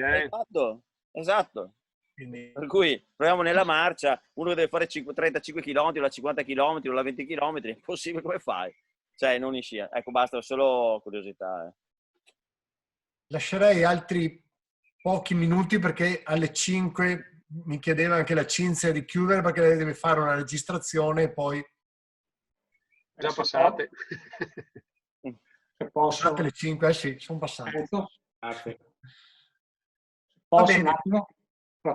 Si parlava di fase di riscaldamento e fase di defaticamento, sempre sul discorso di cosa faccio io. I miei cadetti, i miei allievi d'estate fanno 15 minuti di riscaldamento, d'inverno ne fanno 20. Cioè, i 2 giri li fanno gli esordienti o i ragazzi, insomma. Idem col defaticamento. Il defaticamento va dagli 8 ai 10 minuti minimo di corsa, insomma, prima di andare a casa. Credo però il discorso fosse legato allo stretching, soprattutto allo stretching attivo, lo stretching passivo. Avevo visto Andrea che aveva dei dubbi, credo, sulla... No, Andrea, capisco che si aprirebbe tutto... No, si apre troppo. Ma poi comunque... Ti dico solo che io sono contrario allo stretching, quindi... Lo so, Andrea. Difatti io a te l'ho detto, però io nella mia esperienza di marciatori 30-50 chilometri ti dico è che fanno questo, se non hanno una mobilità, diciamo... No, non confondiamo però lo stretching passivo con quello attivo, No, io ho già, nella volta precedente ho spiegato tutto. Su quello attivo sono concordo. Io ho spiegato tutto nello stretching. Mi piace molto di più il posturale alla fine dell'allenamento, che non fa nessuno. Non perde nessuno perde 10-15 minuti a scaricare le catene muscolari che sono state impegnate in quella... E poi il defaticamento... Esatto. Questa è una bella comunicazione da diffondere, Andrea. Non so se mi avete sentito. No, bisogna parlare una volta. Prego, Fauzi. Il defaticamento dipende dall'allenamento che abbiamo fatto, anche dipende da questo, che tipo di lavoro ho fatto e dopo adatto anche il defaticamento. Il defaticamento si può fare su una corsa leggera, lenta, si può fare tipo stretching, si può fare esercizi di mobilità, si può, perché quando alleniamo i muscoli, là aiutiamo anche a togliere i tossici che si accumulano, dipende dall'allenamento che facciamo prima. Io adatto così il defaticamento. Qualche volta anche non è consigliato farlo, in qualche caso. Non so. Alle volte però perdiamo sempre l'obiettivo di chi stiamo allenando, perché dipende dall'età. Sì, io parlo del mezzo fondo corto, dipende dalla seduta. esempio anche il recupero, anche quando facciamo gli allenamenti tipo recupero attivo, recupero passivo, qualche volta non bisogna fare il defaticamento, quando la faccio un lavoro per reclutare meglio dove voglio arrivare. Scusate, se non ci sono altre domande io chiuderei, anche per lasciare che Cinzia possa, come ci aveva chiesto, passare ad altro. Lei sta lavorando come stiamo lavorando tutti quanti noi. Allora un ringraziamento a tutti, un ringraziamento particolare a chi si è proposto per gli interventi, quindi Andrea Santuz, Andrea De Lazzari, Andrea Montanari, Enrico Bellin, Gianni Faccin, Elio Del Magro, Barbara La, Enrico Lazzarini, Michele e tutto il settore tecnico che è intervenuto.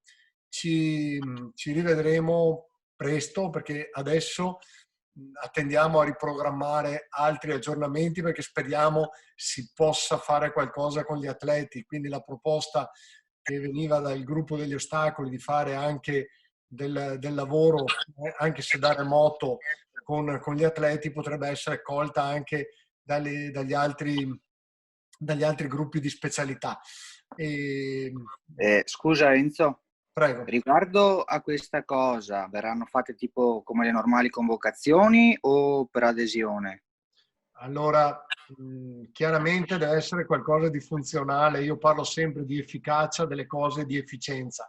Efficienza vuol dire che deve essere qualcosa che, se lavoriamo per 2 ore, se stiamo insieme 2 ore, deve esserci un numero di atleti che sia compatibile con le 2 ore, perché vedere 10 secondi di lavoro di un atleta, perché 250 atleti, che sono quelli che possono partecipare a uno Zoom, partecipano insieme, ma io credo che ci potranno essere atleti che siano attivi e atleti che possano eventualmente assistere, però dobbiamo ancora programmarlo, dovremo studiarlo come commissione tecnica. Perfetto. Allora, ancora un saluto, un ringraziamento a tutti, quindi a tutti quelli che vedo ancora, a Barbara, a Filippo, ad Elio, a Michele, a Lara, a Giuseppe, a Sergio, ad Andrea Montanari, a Gianni Faccin, a Marco, a Leonardo, a Anna, Massimo Mattiolo, Gabriele, Toffoli, ho visto Zocca, Stefano, Sergio, Labi, vi sto perdendo, Elio Ambrosi, Diego Zocca, Anna, a tutti quanti, Marco Zardini, Gina Agnese Tozzato, Sara Valdo, Luca De Giao e Barbara De Ross. Ecco, ti sei dimenticato del sottoscritto, che voleva dire Andrea Santuz ci può preparare un webinar sulla posturale per scaricare le catene cinetiche. La butto che presento. D'accordo anch'io. Bene. Avevo preparato invece un lavoro su come comportarsi nelle lesioni muscolari, il recupero e la ripresa degli allenamenti dopo i danni muscolari. Okay. Che era il titolo di oggi. La prevenzione viene prima della cura. Ah, vabbè. Ancora un saluto a tutti, perché altrimenti non chiudiamo qui. Ciao a tutti, grazie. Ciao.